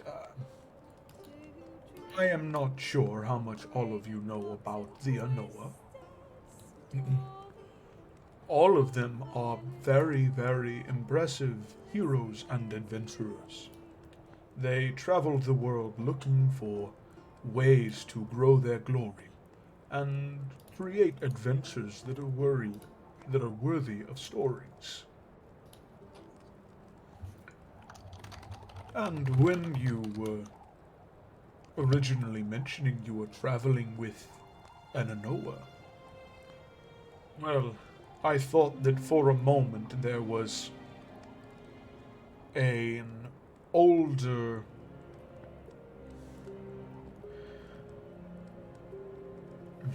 And you can see this sadness just grow on her.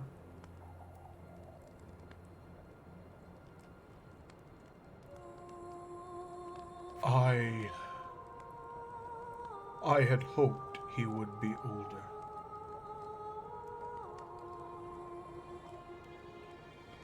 But no, he is not. Many years ago, there was a terrible conflict near my home.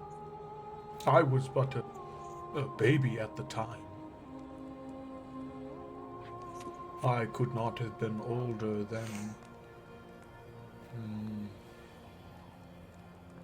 a year or two. And there were those who sought to destroy the Hearthstone. And there was an Anoa who arrived to help.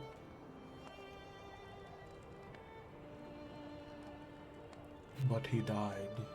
I never saw it. But he did. At least I had thought.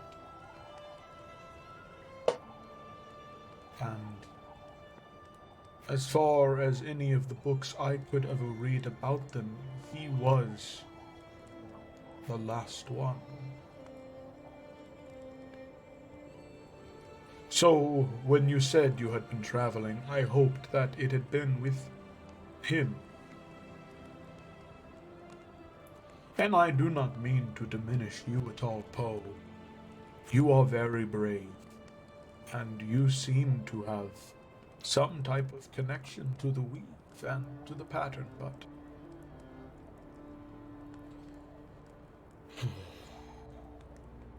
I do not know. This world is so different than the books that I read and the knowledge I know. I am so confused. And you can see her kind of look down into the fire and then kind of tuck her knees up to her chest and rest her forehead down on her kneecaps. And just say, I am sorry.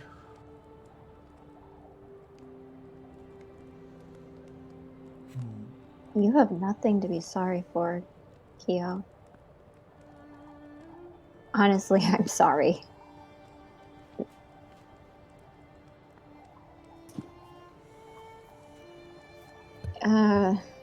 Poe, you came back at the right time. We really need you. But you also came back to us who are now kind of outlaws. Not kind of, we are. Wait, We what? We should start from the beginning.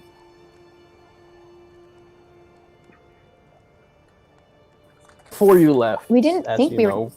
Oh, you would do a better job explaining it, Ashima. we'll start from the beginning. It'll allow the events to flow more smoothly and you to understand better about where we are now. So, we did win the tournament from their friends in Summer's Rest. And after a ceremony where we were on our way. These things progressed very smoothly for it. Well, we by the church and then came to a small post. What's the name of it?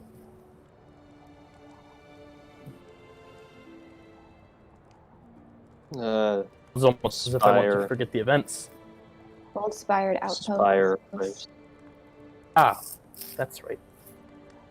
This goodness, it's as if I well,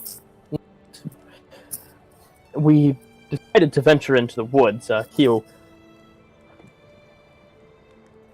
really wanting to investigate some of the local architecture and ruins nearby. We ventured out into the woods, and when we returned, we were accosted and by guards who took away Leslie and Desmond.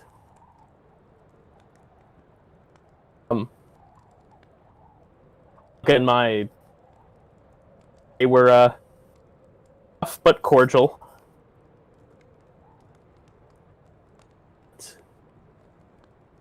Kind nor cordial to and Desmond. They must have thought we were a part of some sort of quite no brotherhood, some sort. If that means anything to you, Poe. No, it doesn't. Didn't mean anything to us either.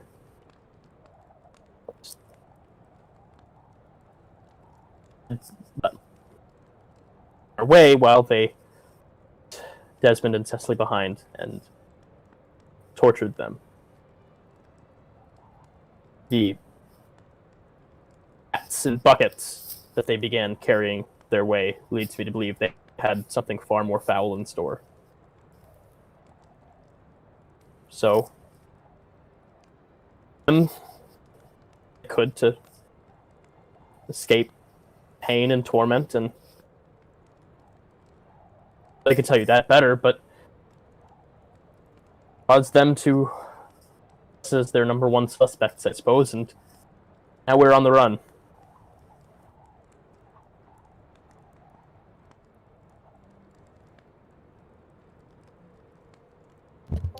Wow. So no more of the Fishers. We can start there. That's great news, but now we don't really have anywhere to go. Well, so the Fishers we're not necessarily on bad terms with, actually. So we're thinking about Quite friendly. Yeah, Rose and oh my gosh, I'm spacing on their other brother's name Arwen? besides Brennan. Yes, Was it? I think so. We got along really well, and that's how we met Keothi as well. So we're planning on sending a letter to Rose and explaining so that maybe we can get in better with the government here. I don't think will overnight solve any huge problems, but that's a possibility. And we originally were headed to Giant's Bridge. Um, my parents are actually staying there right now. So even though I don't want to explain this to my parents, um, we have allies there. And Desmond talked about the Giant's Palm, who could potentially be allies, but you were not going to like this. They're a group of like thieves. And they also don't like Desmond. So they're like potentially not allies as well. To be fair, I don't know if they don't like me, but most of the people in Giant's Bridge really don't like me. Yeah, so It remains better the honest thief than the man. And I mean, when you're on the lam, I guess where else is a better place to hide than with one of the biggest illegal organizations in the country. Well, if we're already illegal, would they make us not outlaws or more of outlaws than we already are? I don't great know. way to look at it. I had a really good relationship with one of the members in there. And maybe I could talk to him, but I'm not sure otherwise. Because as far as I know, they don't have any reason to want to necessarily kill me or anything. The city does, but the guild doesn't, as far as I know. Well, I don't think we'll be making ourselves too comfortable in the town either. well, before we start asking people, do you think they actually consider me to be an outlaw? Or am I still good? You should be good as long as you aren't seen with us in the next time you're in public. So is there any way we can use that to our advantage to clear your guys' name? Potentially, but as I said, we're you might be kind dragging of yourself into. basically Ishima and I, even though we were able to get out of that situation of being interrogated because for some reason Resnick actually believed us.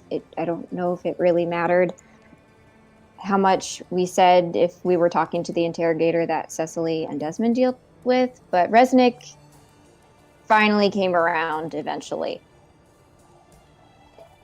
He left us with a very threatening threat. I don't know how else to put it. It was a threat. Basically that if he has any reason to doubt what we were saying, we would be made an example of in the middle of Belka, and I know what that means.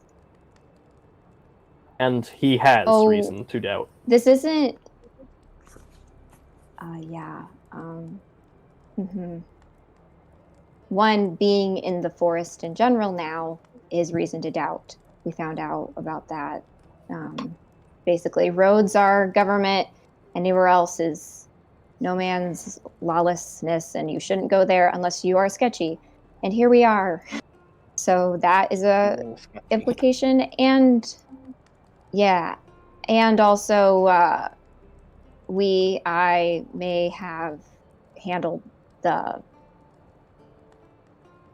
guards chasing after us, which doesn't look good either. They have a lot of reason to suspect that we are not good. And yeah, even if we're not with the Brotherhood, I think we technically killed like 3 guards by accident.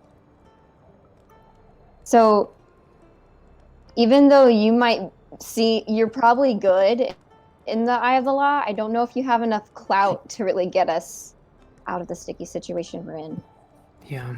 The advantage lies in your possession, Poe. High that they have of you to us currently is that in Summer's Rest, and I know for a fact that Rose nor anyone else in Summer's Rest would talk. If you were to camp and head to the nearest town, no one would be the wiser. You stay with us, we'll undoubtedly take on the burden. I don't think it's any question I don't say that. whether or not I'm staying with you guys, because I am. I think I made it pretty clear to Bianca in our conversation that like this is where I belong and this is where I'm staying. So I think this is just my opinion. You guys have had a lot longer to talk about this, so you guys probably already leaning one way or the other, but maybe we should contact the Fisher. They're extremely powerful, extremely rich, and we need someone at that level to advocate for us. And I think Bianca and I know just how much money runs this land. So I think ultimately money and influence is the only way we can really get out of this. Ugh. So, I am required by my religion and culture to the ways and laws of the land. I will say it. I do not prefer the way this country deals with things. yeah.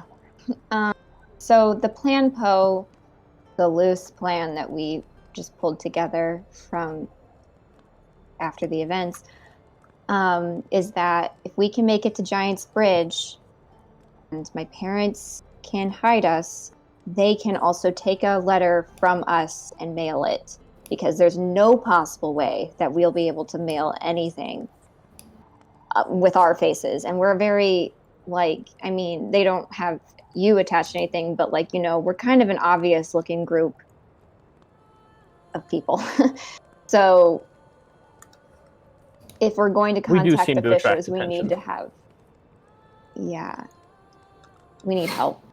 And I don't know who else besides my parents help us right now, like safely. And I know for a fact, like, there's no strings attached, like, deal. It's like they will protect us and hide us as much as they can and do what they need to help us. They might gripe at me. They'll love you guys. But they're not going to be happy with me. I can already feel it. But if that's what we got to do, that's what we got to do. Well, it's either that or fleeing the country, so Oh, that was our Honestly, next idea. Until we prove that we are not whatever they think we are, getting out of the country might be our best bet. Or somewhere Even very if it's quiet. just for a month or two until we can clear our names. We also talked about going down.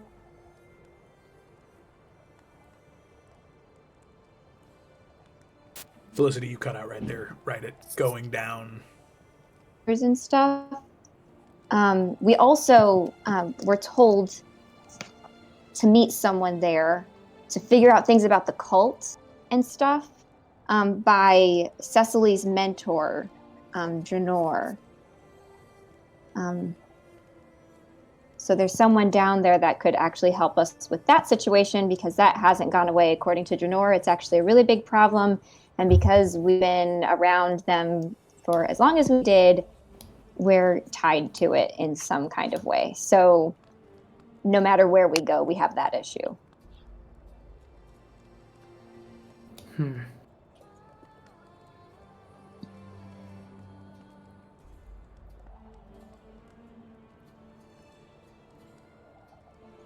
Yeah, they're called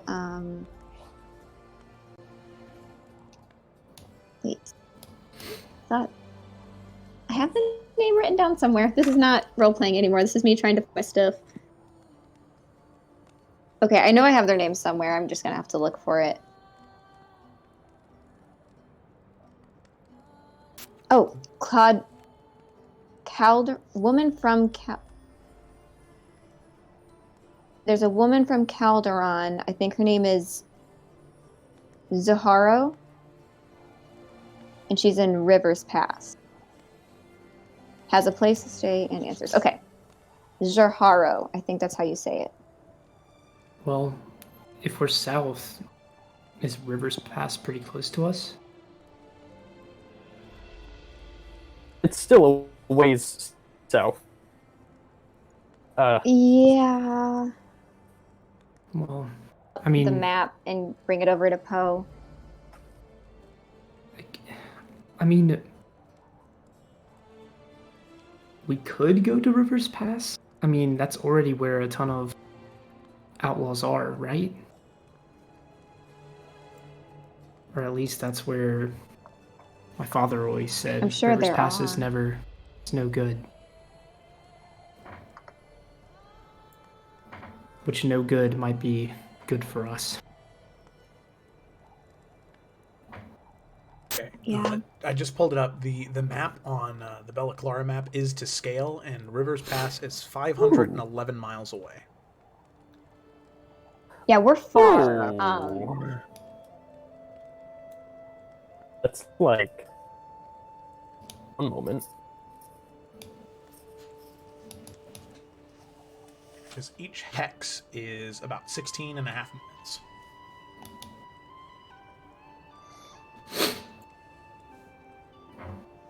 We're think before. definitely.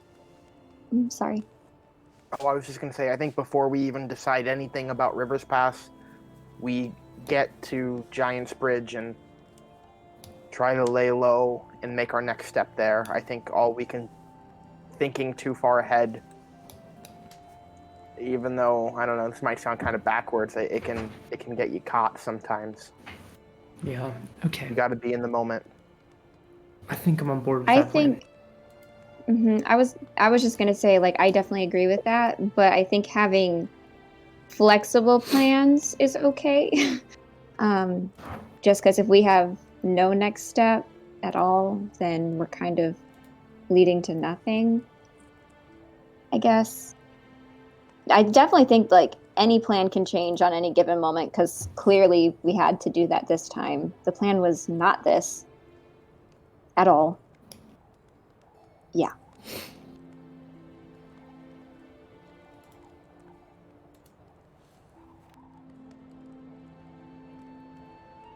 So step 1, Giant's Bridge. Step 2, figure out step 3. Step 3, Rivers Pass. 4 Rivers Pass? Yes, I don't know. And maybe getting out of Bella Clara. Hmm.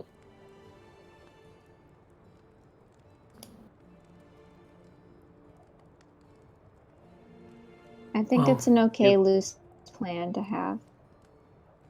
Yeah, I think so too. You okay, Cecily? You've been awful quiet. Yeah, sure. Yeah.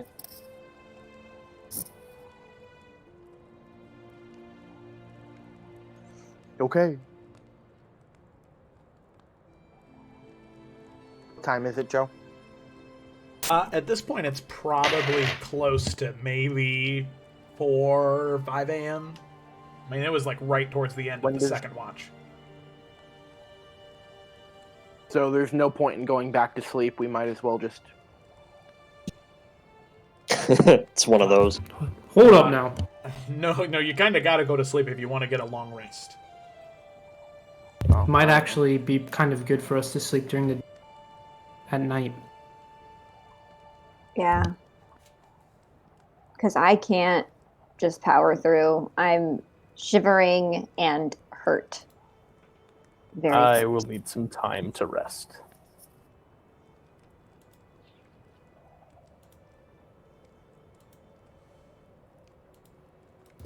Well, with a watch, maybe we should have at least 2 people, just in case more of those things pop up or someone catches us.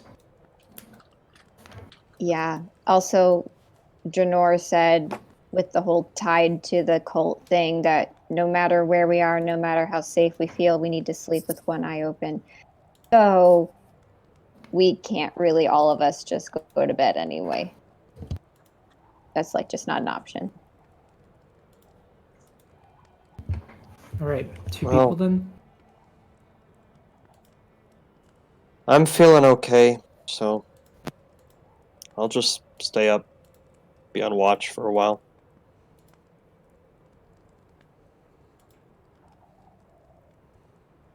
Thank you. It was appreciated.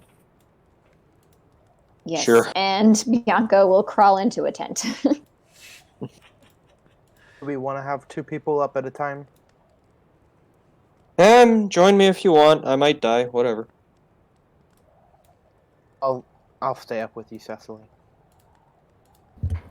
Mm. All right, awesome. I'll be part of the second watch. So wake me up when about however long a watch usually. Will do. Sleep well, guys. The boat, where are you going? Just running away Where are you again? going? Yep, everyone went to bed. Yeah, so like it's you. taking That's off. what I knew you were gonna do. All right, everyone go to bed. It runs. There we go.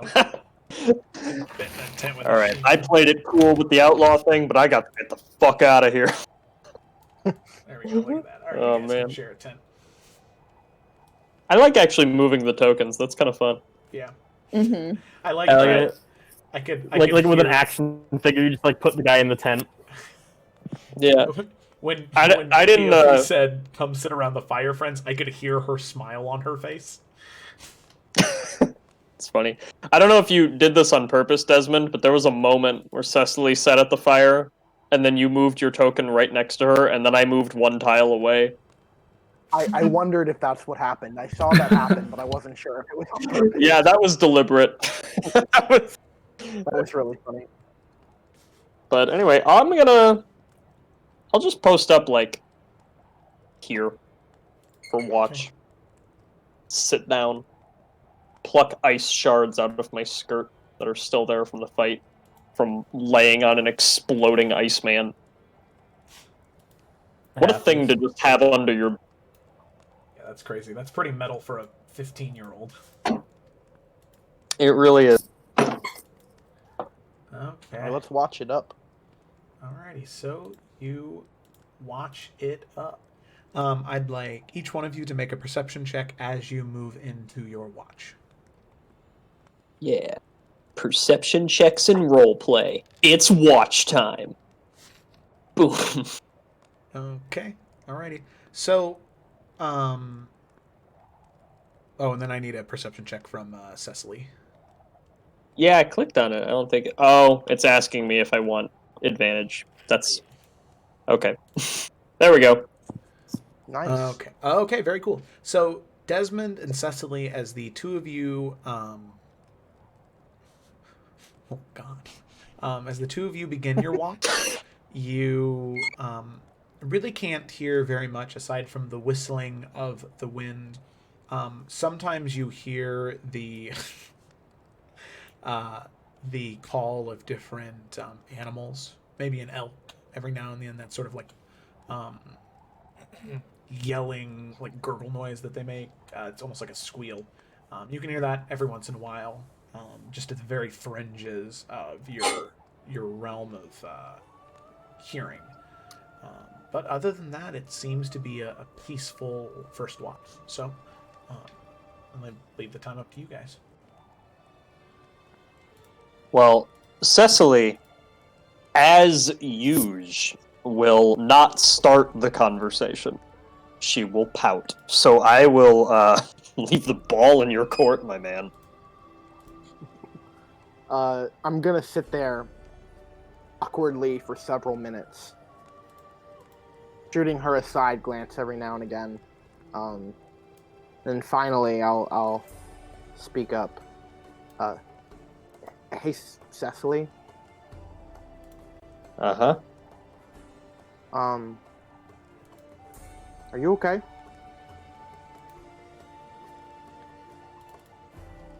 Well, you lied to me when I asked you, so now I'm just lying to you. And we're just gonna both keep lying like everyone does, and then just carry the sadness with us until we die. Shit, I forgot what I was even sad about earlier.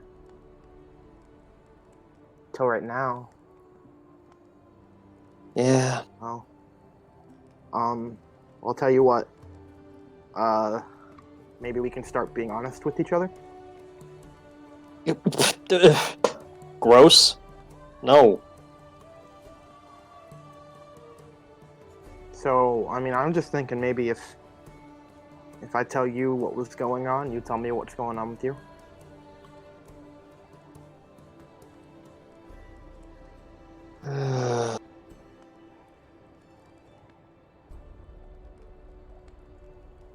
Alright, you go, and if it's worth my time, maybe. I just need to get it off my chest. I wasn't really expecting you to be the person I would talk to about it, to be honest, but Yeah, poor you. So when I was inside of the tower that night, God, was that just last night? What a terrible 24 fucking hours. Oh, I hated all of it. Yeah, me too. Except when Bianca shot a horse. That was... that was pretty Well, good. I mean, I didn't like that, but... Alright, yeah. Yeah, whatever. I went inside the tower, and they told me that somebody would be along to help me. And I sat there for a moment, just looking around, and this girl opened up the door, and... Okay, well, I should start at the beginning.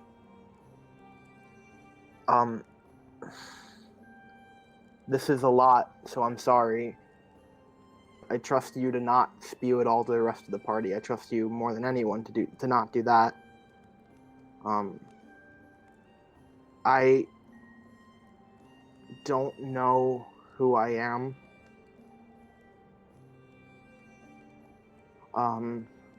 You mean, like, deep down? Because I think that's all of us. No, I mean that very much on the surface level. I don't know who I am. I woke up one day, and he knocks on his head. Nothing in there. Only a name. Desmond O'Malley. Whatever that meant. I mean, this wasn't more than 5 or 6 months ago, to be honest. But this girl opened the door, and I guess she knew who I am, who I was. I don't know.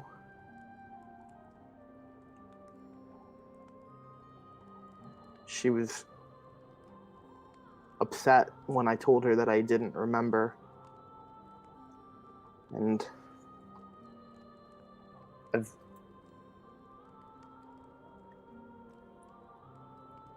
I really don't. Wait, And so... I wish I did. What? So you just woke up, like a month ago? 2 months ago? Like 6 or 7, 5 or 6. I'm not sure. So you just... Did you have to start everything over? Did you know how to walk? What, the movement wasn't hard, you know. I woke up and I could still stand up, and I mean, I was fine, and I had a knack for the same things that I'm doing now, and that's why I ended up with the Giant's Palm. But What the fuck? you're telling me. How do you know anything? I mean, that's not. I mean, I knew you were kind of dumb, like you didn't know what snow was, but I mean, how do you know how to, I don't know, make shit on your slingshot or read a book or anything? I don't know how to read a book. Well, I guess I'm learning. Oh, fuck. Oh, okay. You see her kind of, she'll like bite her knuckle, just, oh, okay. Alright. And I guess the rest of it is just instinct, you know?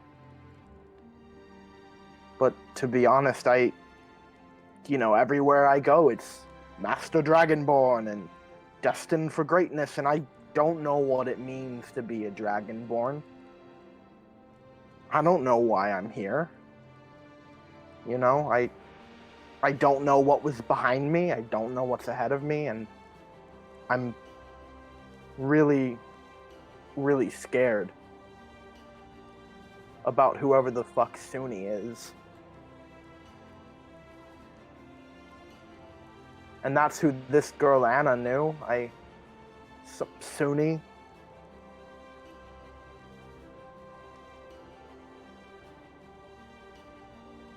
Fuck. It's a lot of weird shit going on in this group.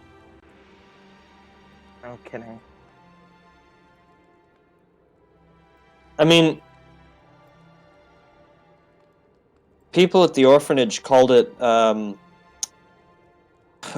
positive reinforcement. I mean, at least you're getting that. Walk into a place and people like you. The rest of us don't get that. Except fucking Poe. Everyone likes a Noah. I mean, I'm not real liked. I'm wanted for murder and treason in Giant's Bridge, so Okay. We can't gloss over that. What did you do? I didn't do anything. I was just rounded up one day and told that I was gonna be beheaded, and I got out and I ran away. And then Kind I of got like to, yesterday. yeah, I'm good at that. Wow. Getting scared and running away. She'll nod. Did it in Water's Wake. Tried to do it in Summer's Rest before we found everybody together. Just did it yesterday. I'm gonna keep doing it tomorrow.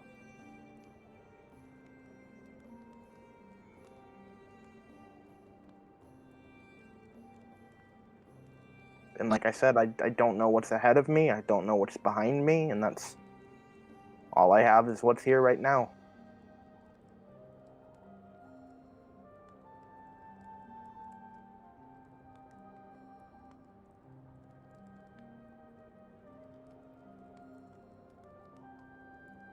Well, I mean, you said you're learning how to read? Yeah, Bianca's teaching me. Oh. That's good. She noticed that I was faking when we were reading over Fisher's contract. Yeah, I thought your face just looked like that. Thanks.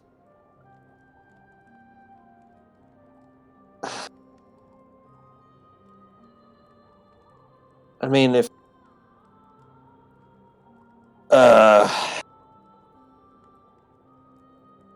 do you write anything?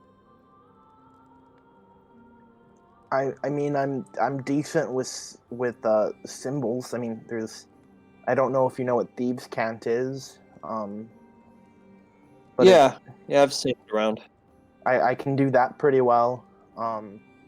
And Belvedere was helping me with runes and alchemical symbols and things like that, and then with what Bianca has been teaching me these past.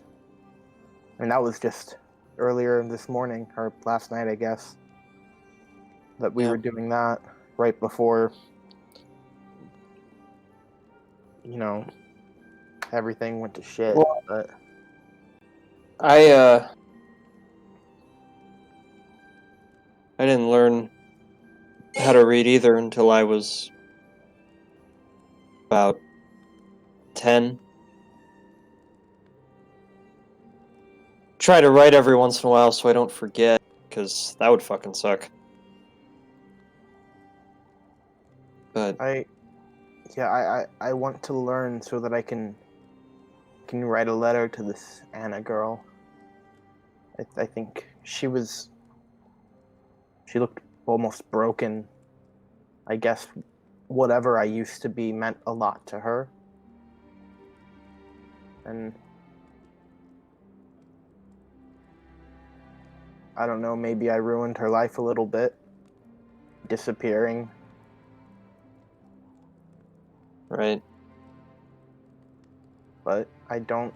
And the worst part is, I don't know how long I was lying there before I woke up. Could have been a week, could have been a day, could have been years. I don't know.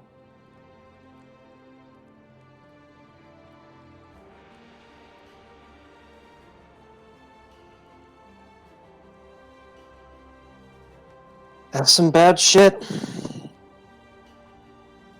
So I'm sorry for lying to you earlier, but it was.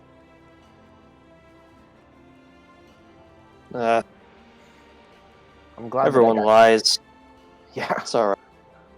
I'm glad I got to tell somebody at least. I don't think I'm ready to tell the rest of them yet, but it's nice to have gotten it off my chest.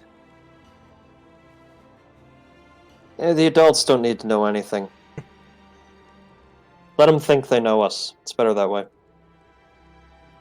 I guess you have experience with that. Yeah, if there's one thing I do.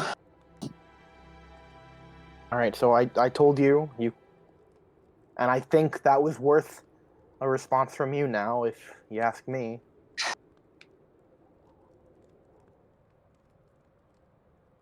Fuck. Yeah. Yeah, that was a lot.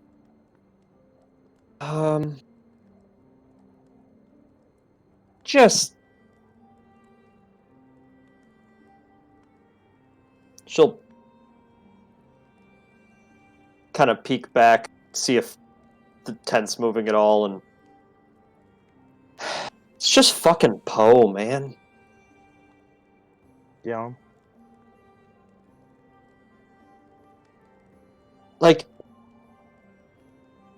we have this whole big happy group thing where we all talk about wanting to stay with each other, and everyone talks me into staying. And then, the next week, he's gone. And then the next week, Draenor's gone. Then we have to do the tournament alone. And he just... I don't know. I'm mad at him too.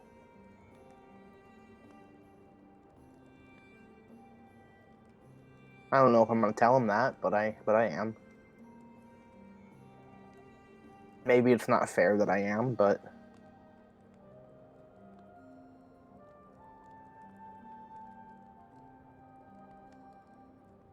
Just not good with people leaving. I don't know if anyone is. Yeah, I mean, you think I'd get good at it.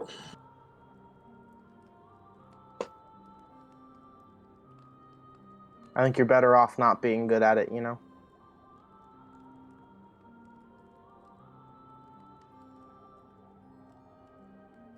reason to harden your heart any more than it is. Hey. Fuck you. Oh, fuck you too.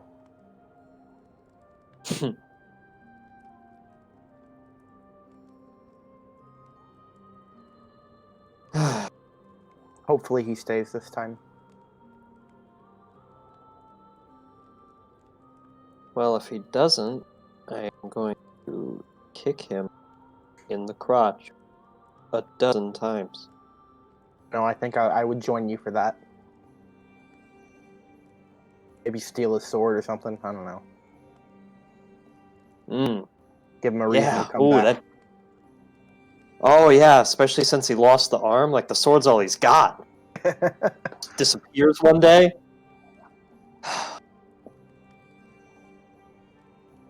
Good having someone to fuck shit up with again. Haven't had that in a while.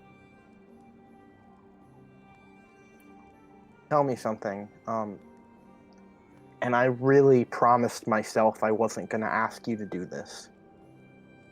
But for the love of Oh boy. gods, will you please teach me how to do the magical hand thing?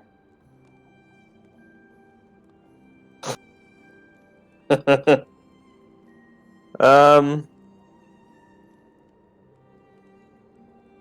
It's man. been eating up inside of me that I cannot do that. You know, Desmond, if I knew how, I would, but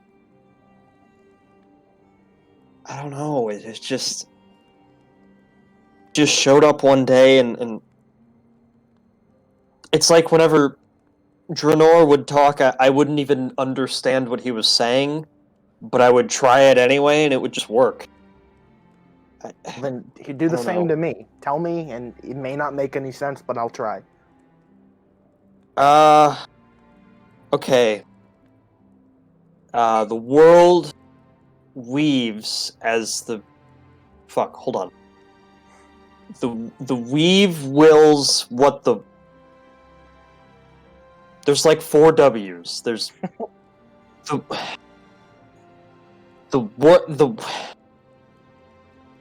Fuck, I don't... Ask me tomorrow. Show Look, me.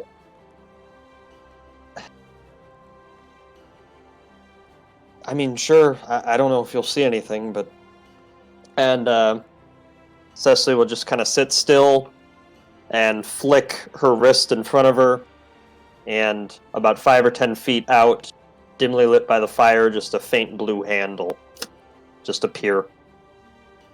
And see, and then you do that, and it moves, do that, and it moves, and then you do that. And then you can hold out your hand like this, and you can take your other hand and flap it, and then the magic hand claps. See? Yeah, that's what I got. You can put it in the fire. It doesn't burn. I know that. Got real scared one day because I almost fucked up, but then I realized I didn't feel it. Okay. I am going to sit there and try to concentrate and do almost exactly what she was doing to try to use Mage Hand. And after a few minutes of it not working, I'm going to center myself. I'm going to breathe in. I'm going to slow my heartbeat so that it matches the ring. Center myself. And then if Cecily's looking, she'll see the black in my eyes kind of turn on the veins. And after, I don't know, like a half hour of us sitting there, Desmond is finally going to cast Mage Hand. Hey! Boom! And I'm going to use 3 middle fingers and flip off the world. I did it! I knew I could! And I'm going to high-five the Mage Hand. I will high-five your Mage Hand with my Mage Hand. Then I'm going to hug Cecily. Alright, she'll kind of tense up and just, wait, okay, alright. Thank you. Thank you for listening. Thank you. I don't know what I did, but... Oh, you mean the other stuff. Yeah. Okay, sure. I knew I could do it. Yeah, I mean, you might want to get your eyes checked out at some point, but whoever you used to be, you were somebody. Yeah, Anna told me I used to do magic tricks. Oh. So,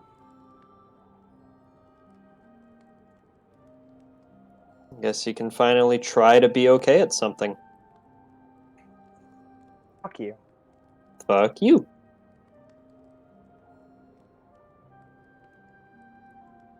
And Cecily will sit out the rest of her watch, trying to pretend that she doesn't have a bit of a smile on her face.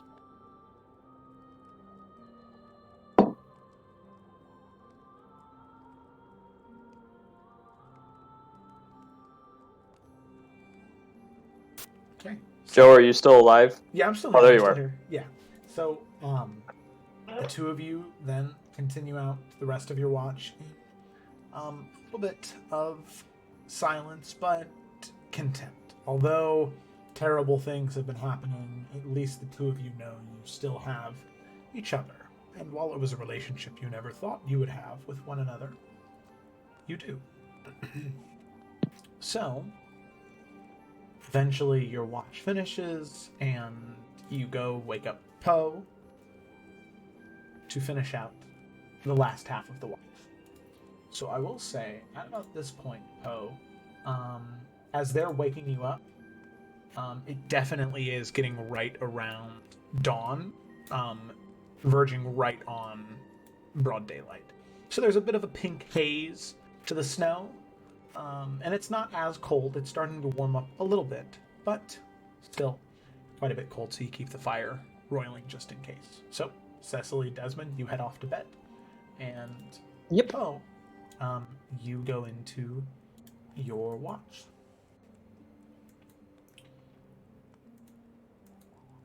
So, Poe, I'd like you to make a perception check. Real quick, was that a short rest or was it a long rest? It'll right? be a Or- long rest after your watch is done. Okay, okay, never mind. Perception. To switch my dice again.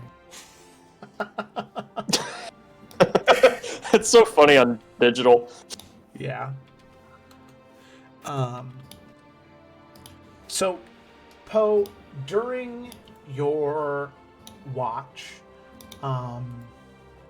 you zone out a little bit because there has been so many things that have been said to you. Not just from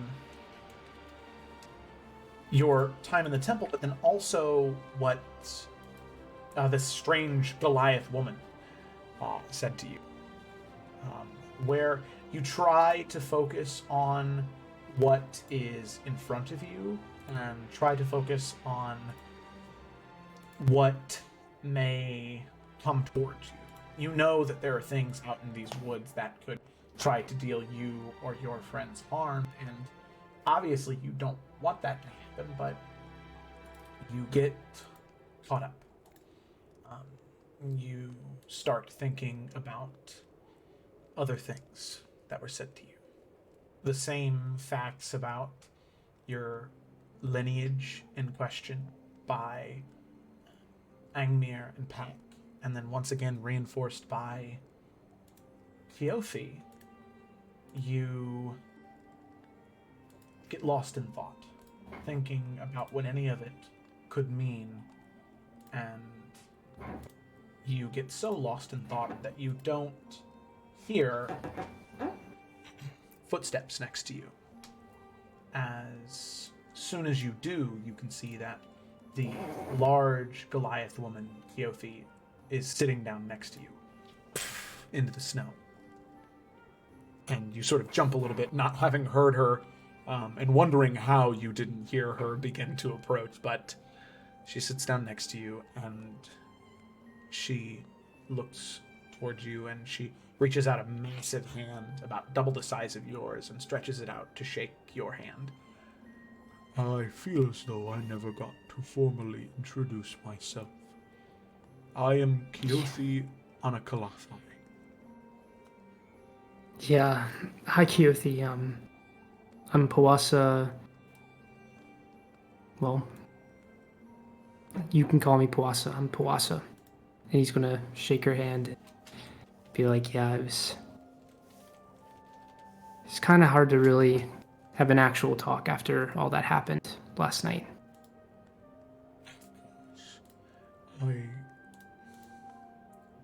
I understand.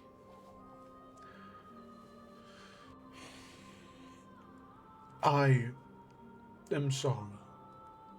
I can tell that I made you upset, and that wasn't my intention.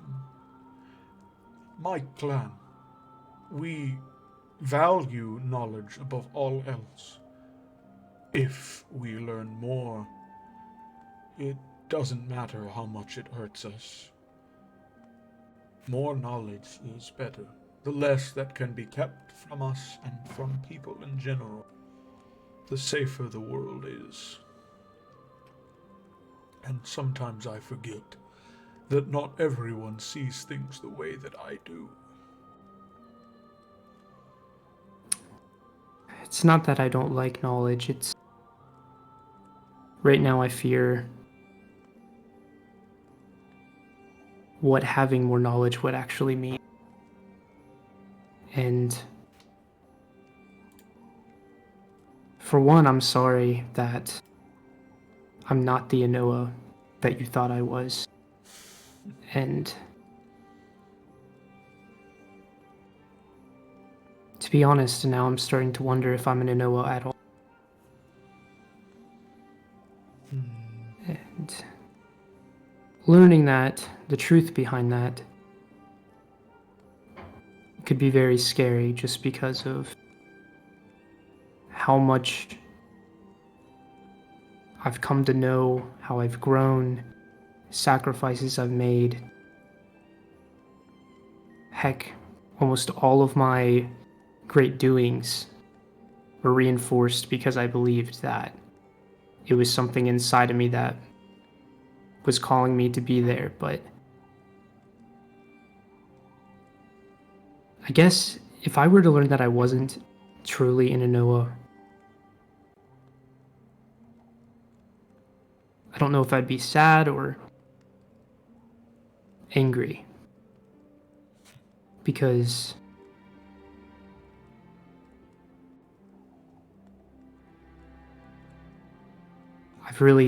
I've been hard on myself for not being like the Anoa I hear in stories, and so I don't know. I don't know if I'd be sad, angry. Perhaps a part of me would actually be relieved, I'm not sure, but sorry to dump that on you. This isn't the kind of conversation I was expecting to have with a new friend, but... Oh, no, do not apologize. Believe me, I am sure the four of them can tell you I am quite the talker. So, for me, when someone else is talking, it is a relief to me.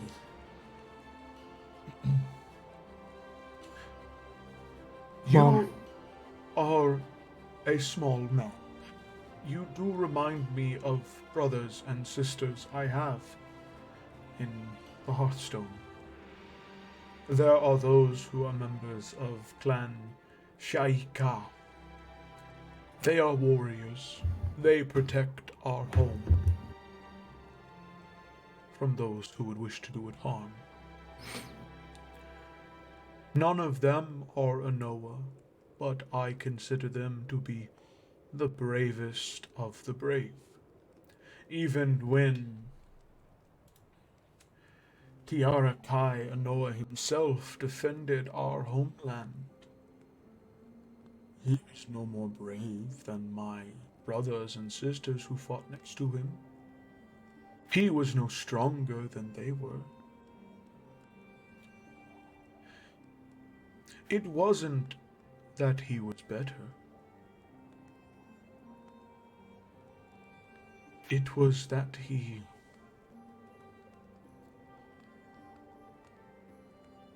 well, he just was, if that makes any sense. The Yeah. warrior himself wasn't any more impressive than anyone else. Him just being there apparently caused so much joy and excitement that those of Shaika felt as though they could do anything at all.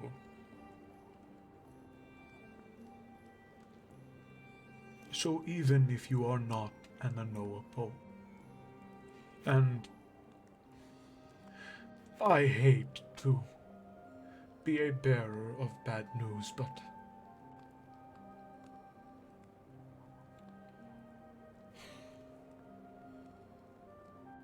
I believe that when I was first born, when T. Arakaya Noah fought with us, while that may be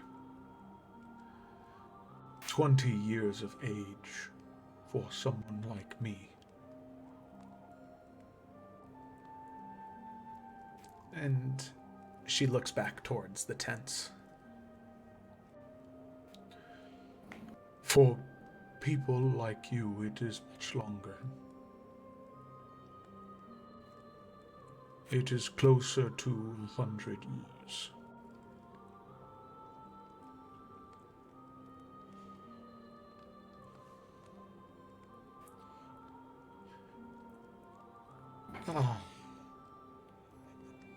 I do not want to say this to make you sad or angry or upset with me. No. But I want you to know that even if you are not an Anoa, you have the bravery of one.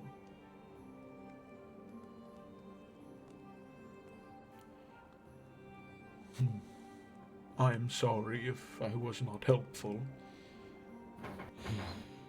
I just...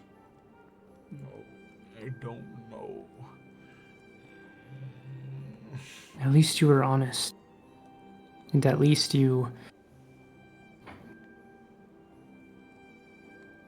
I know what you're telling me is true. Like what you know and what you believe, and it's reasonable.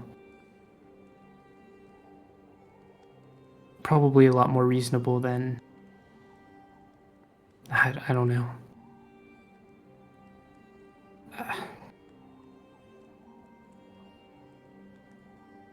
Being in Anoa makes sense of all of this weird stuff that has been happening to me.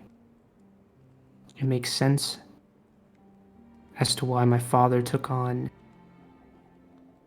this crazy contract and people contacted him. It's the reason why I left. It's the reason why I thought I could leave. It's the reason why I thought I'm having these dreams. It's the reason why when I lift up my arm. It's the reason why I gave up so much. And then I just... with all these things that seem to be happening, or the things that are calling me out, if they're not calling me to be Anoa, what are they calling me to be? Just give up another arm? To just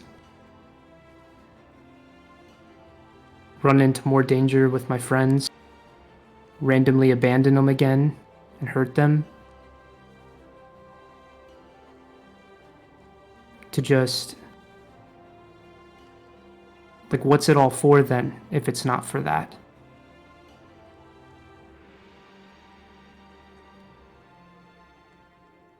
Is it alright if I'm honest with you again, Poe? Please. I do not know. The way of the Anoa is strange and unforgiving, but life is as well. We are all sent in different directions on different paths for no reason. Pushed and pulled away from what we love and what is comfortable because there are forces in this world that wish to cause nothing but pain. So my only piece of advice I can offer you is that you surround yourself with love, so when that pain does come, it doesn't hurt as much.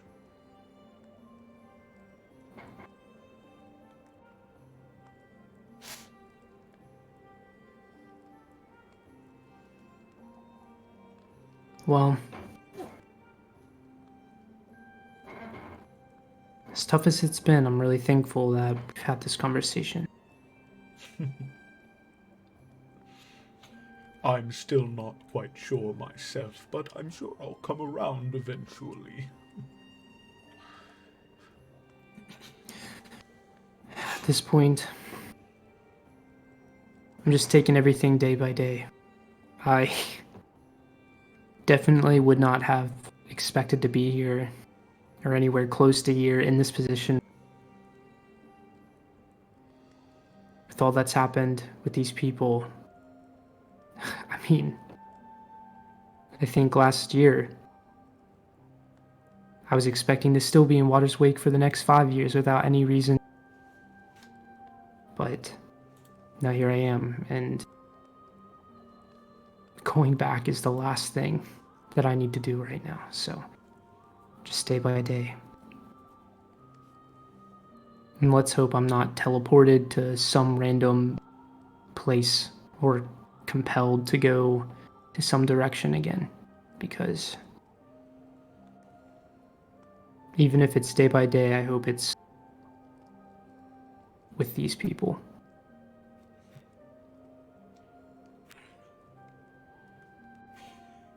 I hope for your sake, Poe, that you are not teleported away, because, well, I am a bit of a light sleeper, so I have a fear that if you are removed, the next time you come back, well, you, may not have the same capacity for, having children as you once did. Cecily's threat was very clear. But Yep. if I could offer one piece of advice, tell them that, and never stop. All of them carry so much pain. So much. That none of them deserve it. Well, I have made some interesting revelations that I need to write down before I forget. And she kind of stands up and she begins to make her way back towards the her tent. And she turns back around and faces you and softly pats your shoulder. And then begins to make her way back towards her tent. Well, damn, Keothi's really freaking cool. Yeah, Okay. Poe's just gonna finish up his watch then and contemplate all of that. Alrighty. So at that point, day does come. Color of white, bright snow begins to sort of peek through the flaps of the tent, and Desmond, Shima, Keothi, Bianca, Cecily, and Poe all get the benefits of a long rest. So don't forget on your character sheet that you can just go ahead and click that bad boy there. quick long rest, and you'll automatically do that for you. I have to do this for Keothi because, yeah, look at that. Long rest, 32 hit points. Oh, that's convenient. Alrighty. Keothi's back up full, got all of her stuff back. Does it all for you. That's cool. Yeah, That is really cool. did it all manually and then noticed, but it is really convenient. I'm a fan of this new program we're using. Me too. Yes. Okay. So then I have a whoa, Poe just walked in fire. God, stop him. Just had to sprint through. It's getting bored. I'll save you. Ah. So with You Sleepwalking. ever been camping long enough that you start playing Jump the Fire? Because I don't recommend being camping long enough that that's what you start doing. Yeah, let's not do it. No, I don't want everyone. Start doing that about 5-minute mark. so now I don't know what you want me to do. what I'm gonna do is, as I said before, you guys are a little lost right now. The sun is out, so you Right. can get a vague cardinal direction. You know what is north, what is south, what is east, and what is west. But in terms of where you are exactly on a map, you're not sure.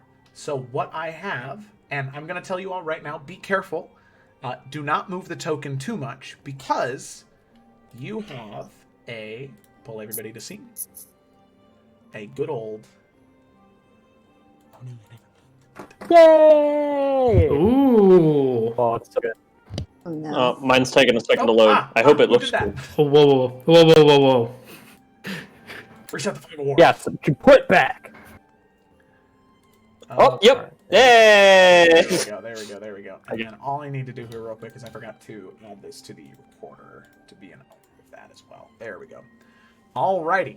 So, all of you are here on the map. You can scroll out, and you can get a general gauge of how large the map is. Oh no. Oh no. Right, well, because we know basically we went east from the spire, right? Mm-hmm. Yes. So you can, I believe that you can But, use like, the pen beyond that, it's very...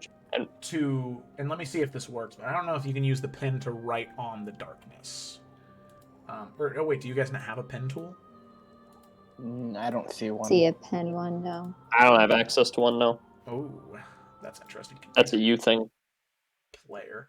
Let me see if I can edit that real quick, because I think that you might be able to like write on the darkness. So create new actors, create new items, create new tokens, use drawing tool. Here we go. Player. Save configuration. Oh, there's a difference between player and trusted player. That's really funny. Okay. So now you should see a little pen tool. So now my thing is, can you write on the darkness? No, I'm you trying. cannot. I I can see you can't. guys writing. Okay, all right. So you cannot write on the darkness. I mean, that would have been cool. No signal. Alrighty. So I'm gonna delete all the drawings. Alrighty. So Yeah, please do. I don't know how to stop. that's all right.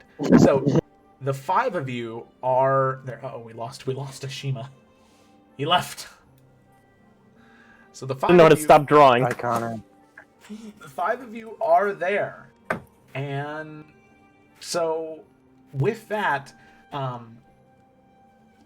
I'll say by now. Actually, since you guys decided to take that long rest right in the morning, let's see, 8 hours, 6 a.m. Let's see, 6 would be noon, so it'd probably be about 4 p.m. Okay, so it's about 4 p.m. now, so you could wait a couple more hours so you could travel at night, sleep during the day if that's what you want to do. Go. Or did you want to do something different? Let's get our bearing. A jet. Alright, yeah, I mean, we can get our bearing, sorry. Okay. Markers. One cut out for me and I heard nothing. Yeah. Oh.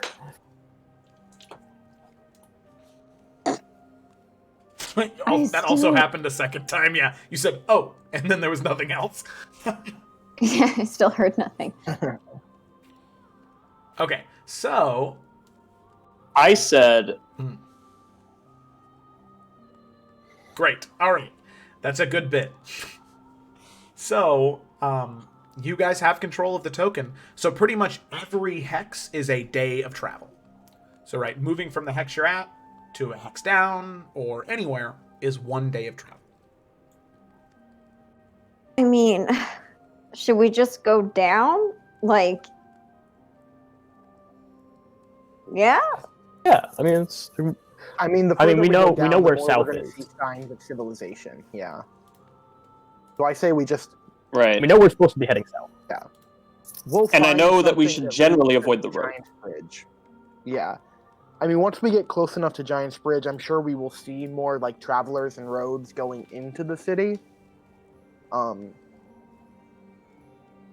But I say we just move down for now.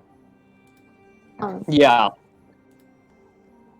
And if nothing else, we can navigate so poorly that the cops will never be able to guess our route and will remain hidden. It's a tactic. Yeah. Just be so confusing and bad at this. That we can't get tracked. They can't, they have no chance. The American strategy. That's the way. Did you already move us down, Joe? No. There's like a fog of war thing, so if you guys move down, you'll see yourselves move down.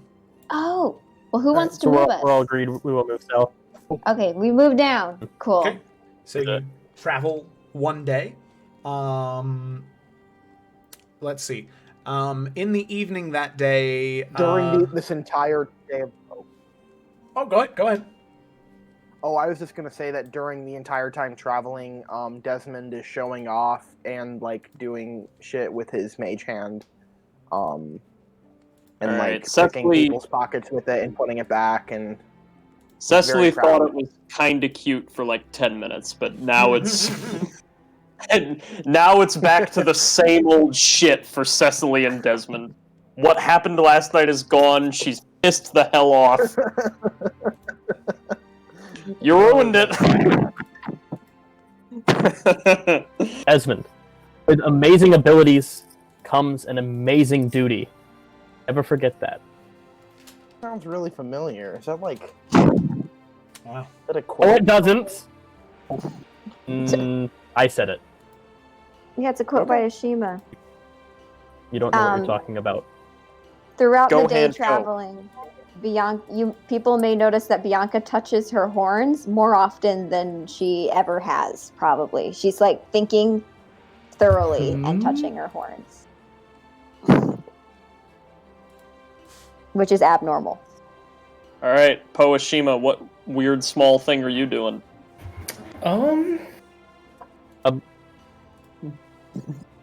I think probably after the first. Go ahead, you first, Poe. You know. Oh no, you go ahead. I was still thinking as I was talking. Ishima will pull everyone aside, maybe at dinner that night, and say,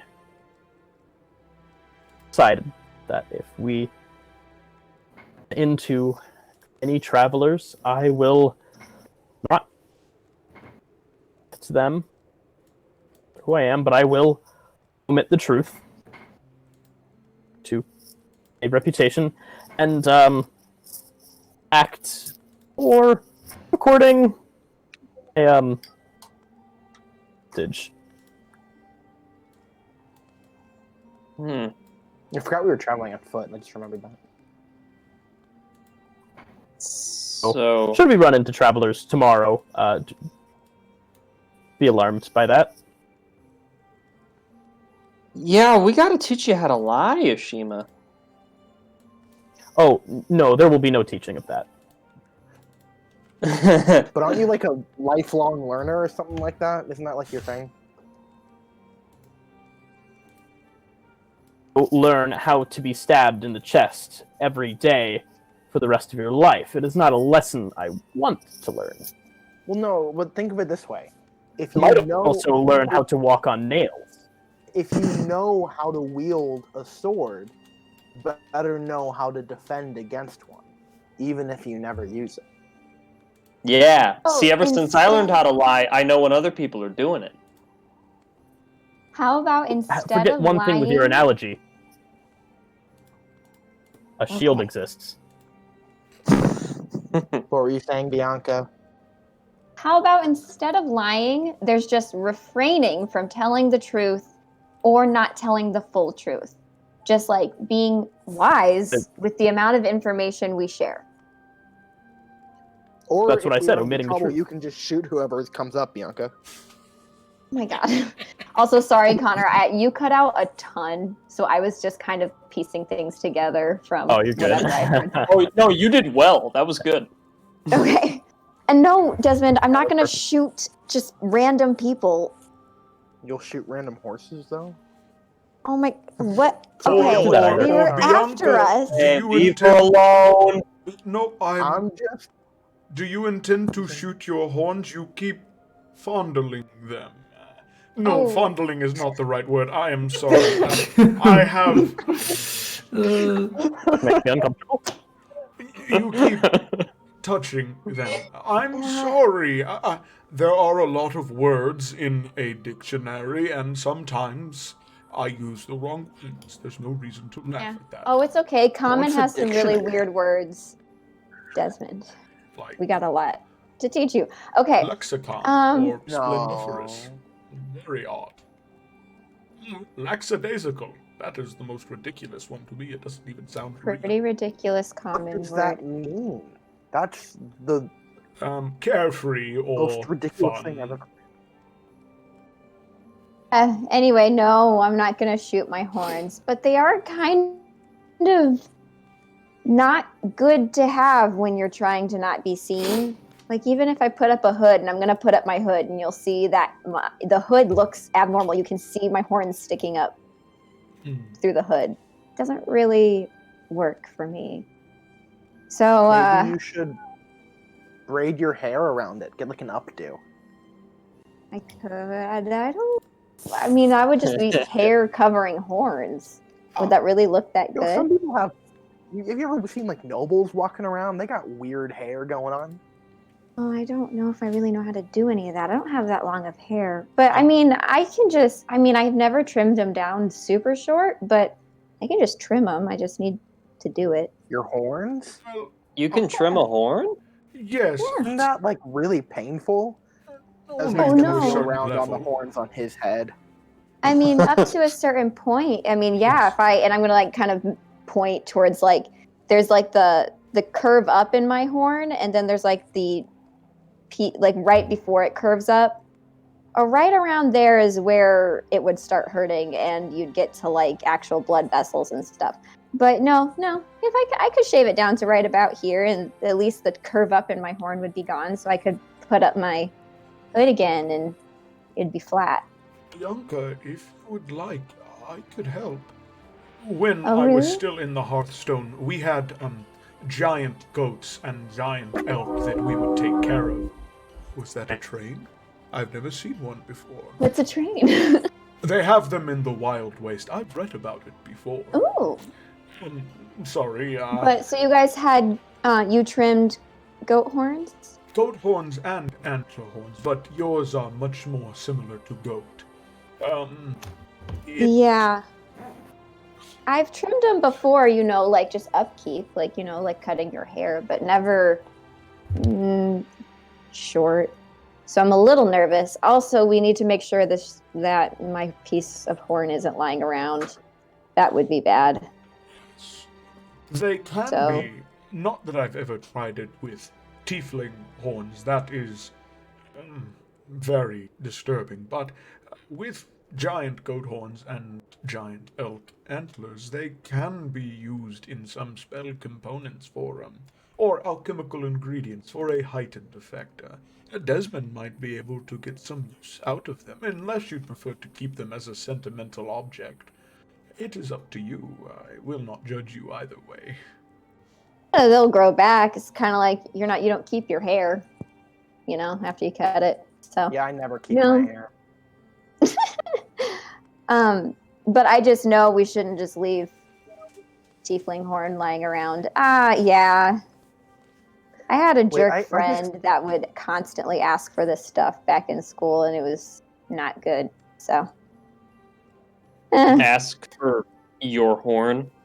Does not sound Yeah. like much of a friend. I'm sorry if I am presuming. Oh no, they were not a good friend. Yeah, people aren't great, and that's why I left. But anyway, yeah. So that's why I know Tiefling Horn is coveted. So yeah, I was just meaning like if you help me, we should make sure that we just don't leave it lying around. But I'm happy to have help. I just think if we're gonna be on the DL, maybe I shouldn't be keeping this all pointy and stuff. I have a question that I never thought about that all of you would know and I wouldn't.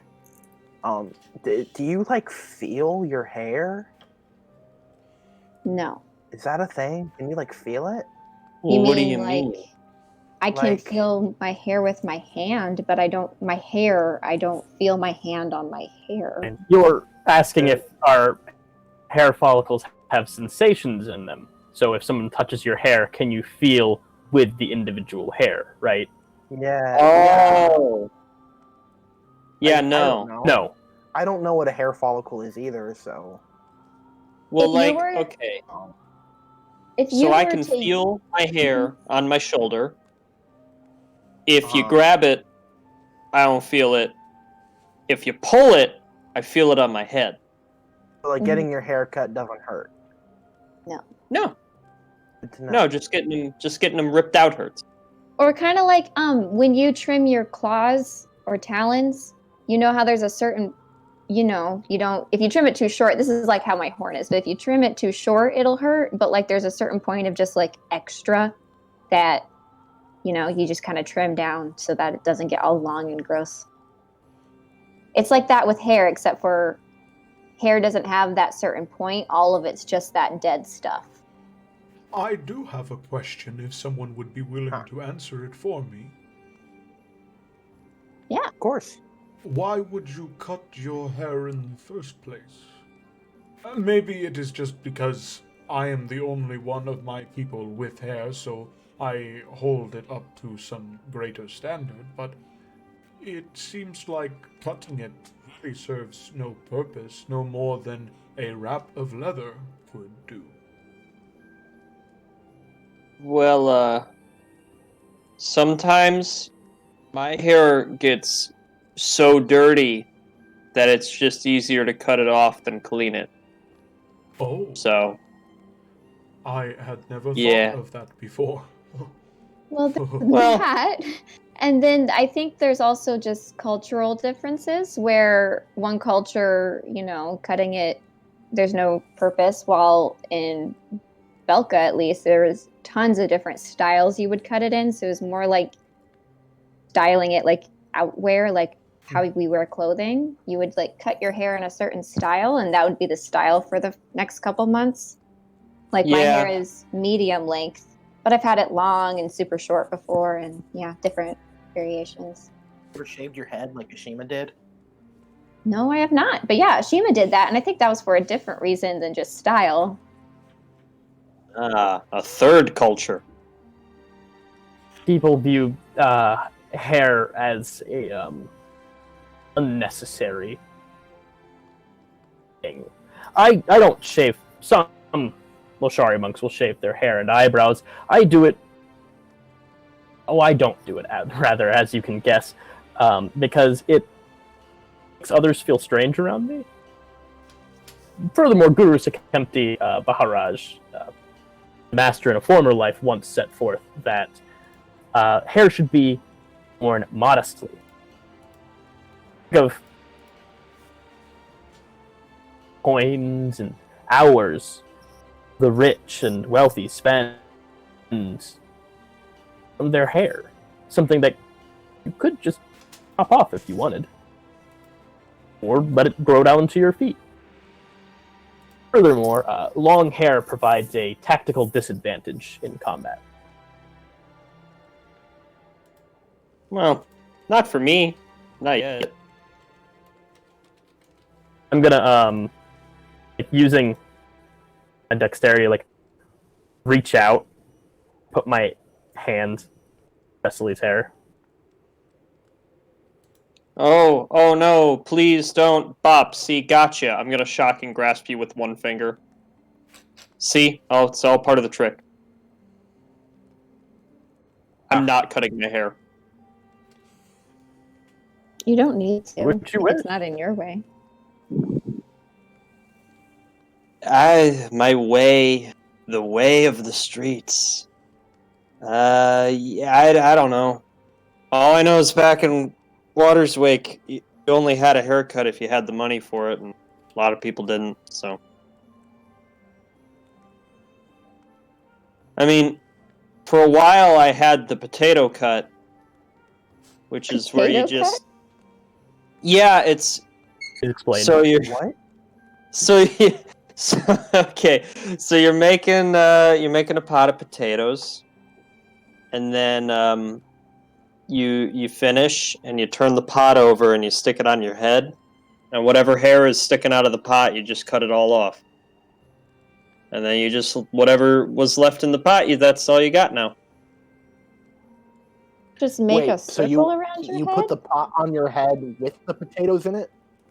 No, I mean you eat the fucking potatoes. You know, Okay. it's just you use your potato pot. Everyone has a potato pot. Oh, potatoes sound so good. But that cut was Yeah. not a thing in Velka, not even for the lower level people. Yeah, Why I would- think in Waterswake it was more like people that had jobs, they'd do it, so their hair didn't get in the way, and I don't know, maybe they just didn't give a shit how they looked, because it looked bad. It Have you sounds ever like had it. a potato cut? Yeah. Yeah, she said she Oh. did. Oh, yeah. No, for a while I had potato cut. I know why you don't want to cut your hair. Yeah. I'm a rebel. But yeah, so my horns, I might trim them People are down. strayed. Alrighty. Like Keo said, if you do, and you don't want to hold on to them, I might be able to figure out a use for them. Belvedere we was can telling both me try. that, yeah, because Belvedere was telling me, a couple weeks ago about how, different things from different creatures can do different stuff when you do certain things to them. I know that was a terrible sentence, but Yes, don't no, but you're really- right. And also, Cecily could maybe use it in some spell crafting of some kind. Maybe. I don't know. The spells kind of just choose me, so I'll let you know. Okay. I mean, I don't know how all of that works, but yeah, I Yeah, mean, me it's either. definitely useful stuff. So we should definitely keep it. Alrighty. So with that, day 2 of travel done. You rest for the day, right? Traveling at night. Who is going on watches for those second night? Sick first again. And I'll offer for any shift. I'm good.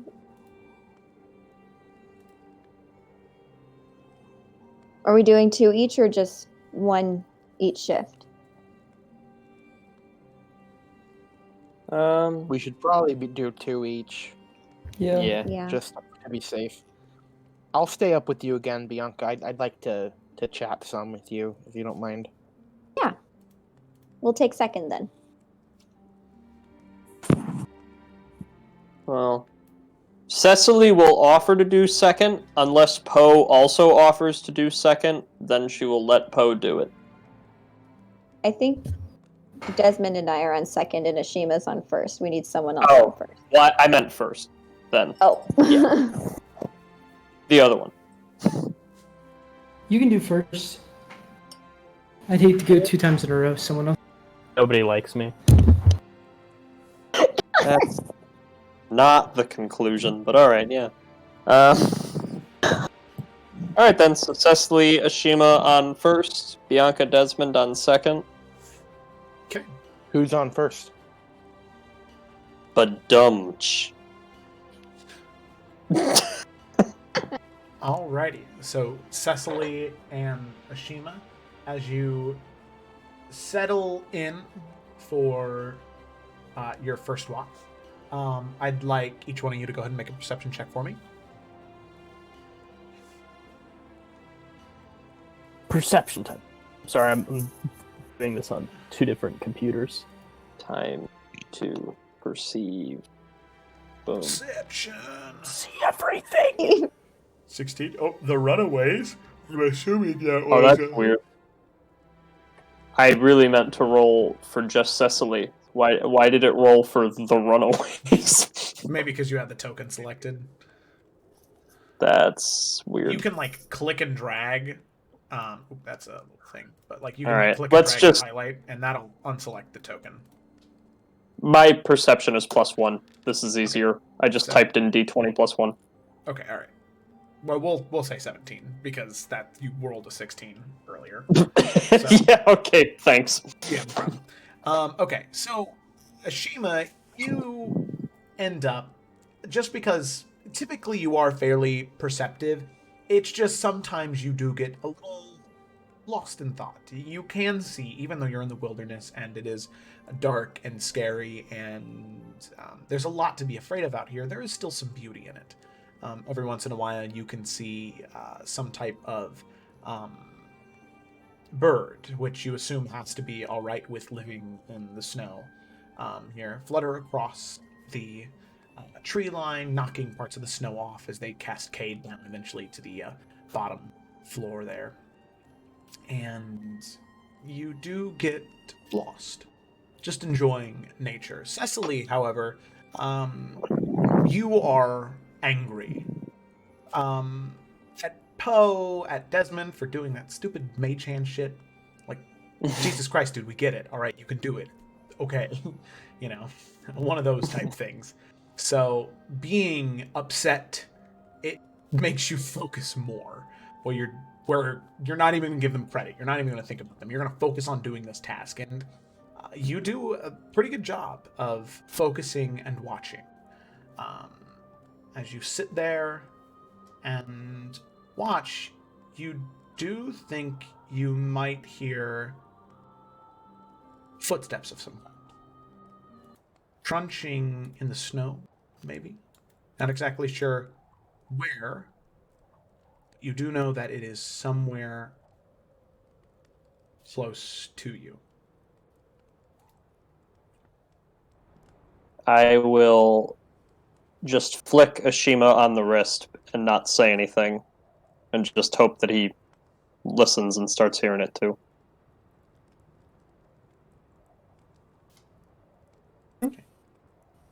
Yes. Shima, as you're Is there?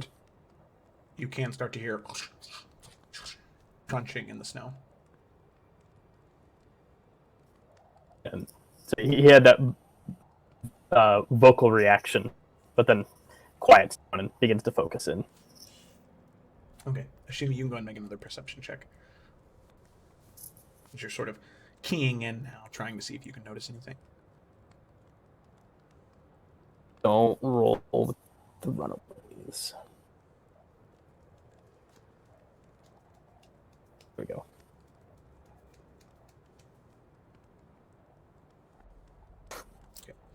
So you take a look and you don't see anything. I mean, it's broad daylight. You should be able to see something if there was something here. But you don't. You can hear more crunching and then nothing.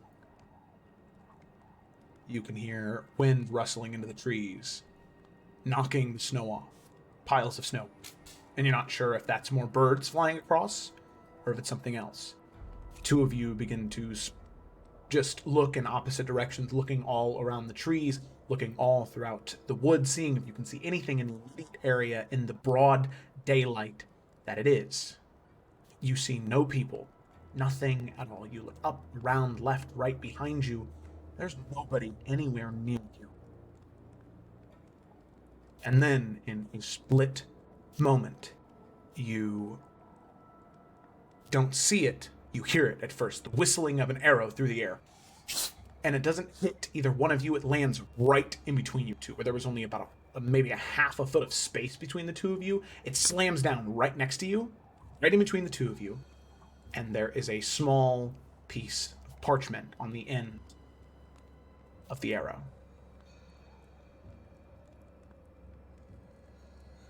I will gingerly reach towards it. Okay. So, Cecily, you gingerly reach towards it. You unfurl a piece of parchment from the arrow, and as you unroll it, you see nobody else around you. Even trying to look to see where the arrow came from, no sign of anyone. And on the piece of paper, all that it says is friend or foe, with a question mark at the end. And Cecily, as you look in that paper, you look up into the trees, you can just start to see them. Maybe 5 or 6 silver arrowheads poke out from the tree line, maybe 15 or 16 feet above you. You notice that, and then Ashima, you notice it shortly after. The note in your hand, and the question to linger on. That is where we're going to go ahead and end tonight's session. Oi. Oi, baby. Oi, oi, booyah, booyah, booyah, boom. Yeah, I don't know why I started What a doing good that. session. That was Yeah. that's what I'm fucking talking about. That was a good one. That was a Heck, great Mhm. session. Heck yeah, man. Welcome back, Evan. Yeah, welcome back. Thank Evan. you. Missed you so It's much. awesome to be back. Both in game and as a friend, we missed you a lot. Yes. Yeah, I missed you guys Let's go too. get married. Why couldn't you just play games? I know, right? Yeah, bros before wives. Gets married and he leaves us. Okay, Oh, man. so now, Yeah. thank you so much for watching. But Evan still plays because he's already married. Yeah. So thank you so much for watching. I hope that you enjoyed. What we're gonna do is the same thing that we started doing the past couple of weeks. Is we're actually gonna raid somebody else's stream. So please hang around for just a second because we wanna go raid somebody. You know, maybe somebody who's got like the same amount of viewers as we. Let's 10 people. All right. Murderers Fjord. Here we go. These people have 9 viewers. They got cameras on. They look pretty cool. We're in the red. Initiative Coffee Co. They got cameras. Anybody else got a cool looking thing going on here? Oh, these people are playing Go in ahead person. and That's hop pretty on cool. Twitch too. Players and creators.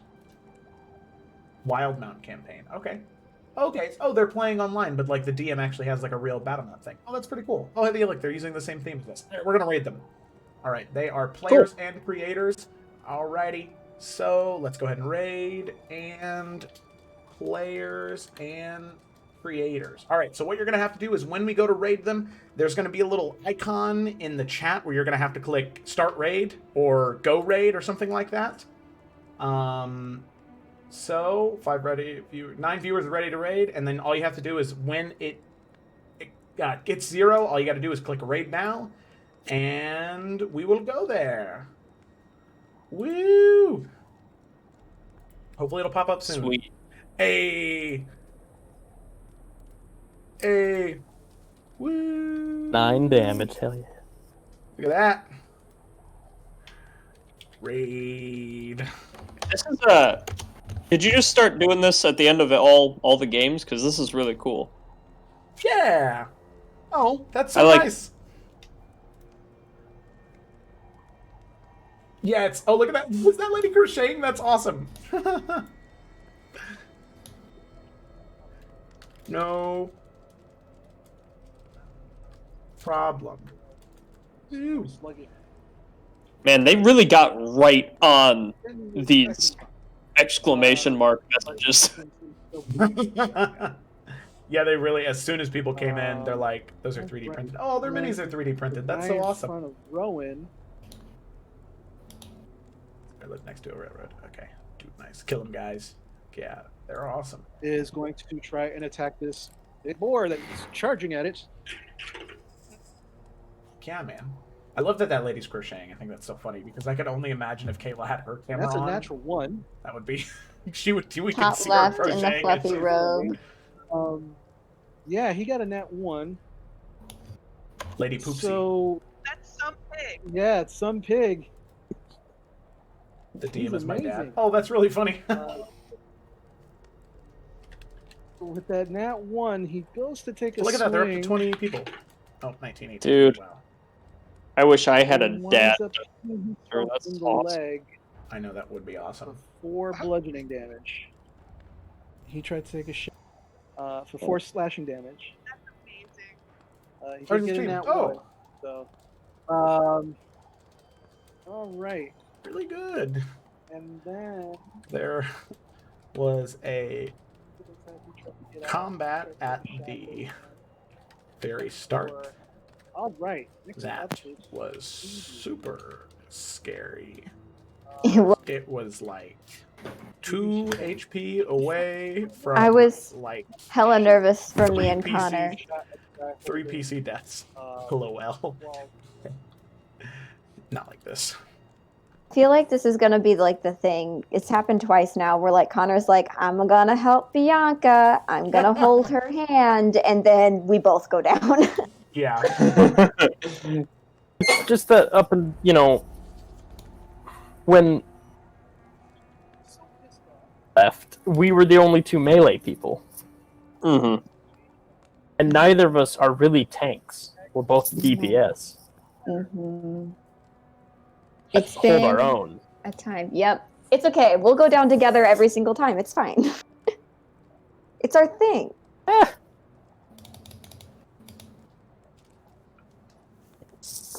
Look at that. Oh, those dice. Who rolled? Oh my god, Poe, are those your new dice? Those are pretty. Those are beautiful. Yeah, I don't know. Oh, I that's don't- that's gorgeous. where I left off of. It wasn't intentional. I was trying to see what they would look like. That's really cool. Though. Those are cool. Oh, that's pretty too. Oh man. All right. Now, can I end the stream and not have the raid end? I don't know. End the raid. I don't know. All right. I'm I gonna don't end the know how that stream. works. Oh So man, if I you're gotta still pull. there, thank you for watching. And it's actually our first. Okay, the chat is right there. Okay, so I'm gonna end.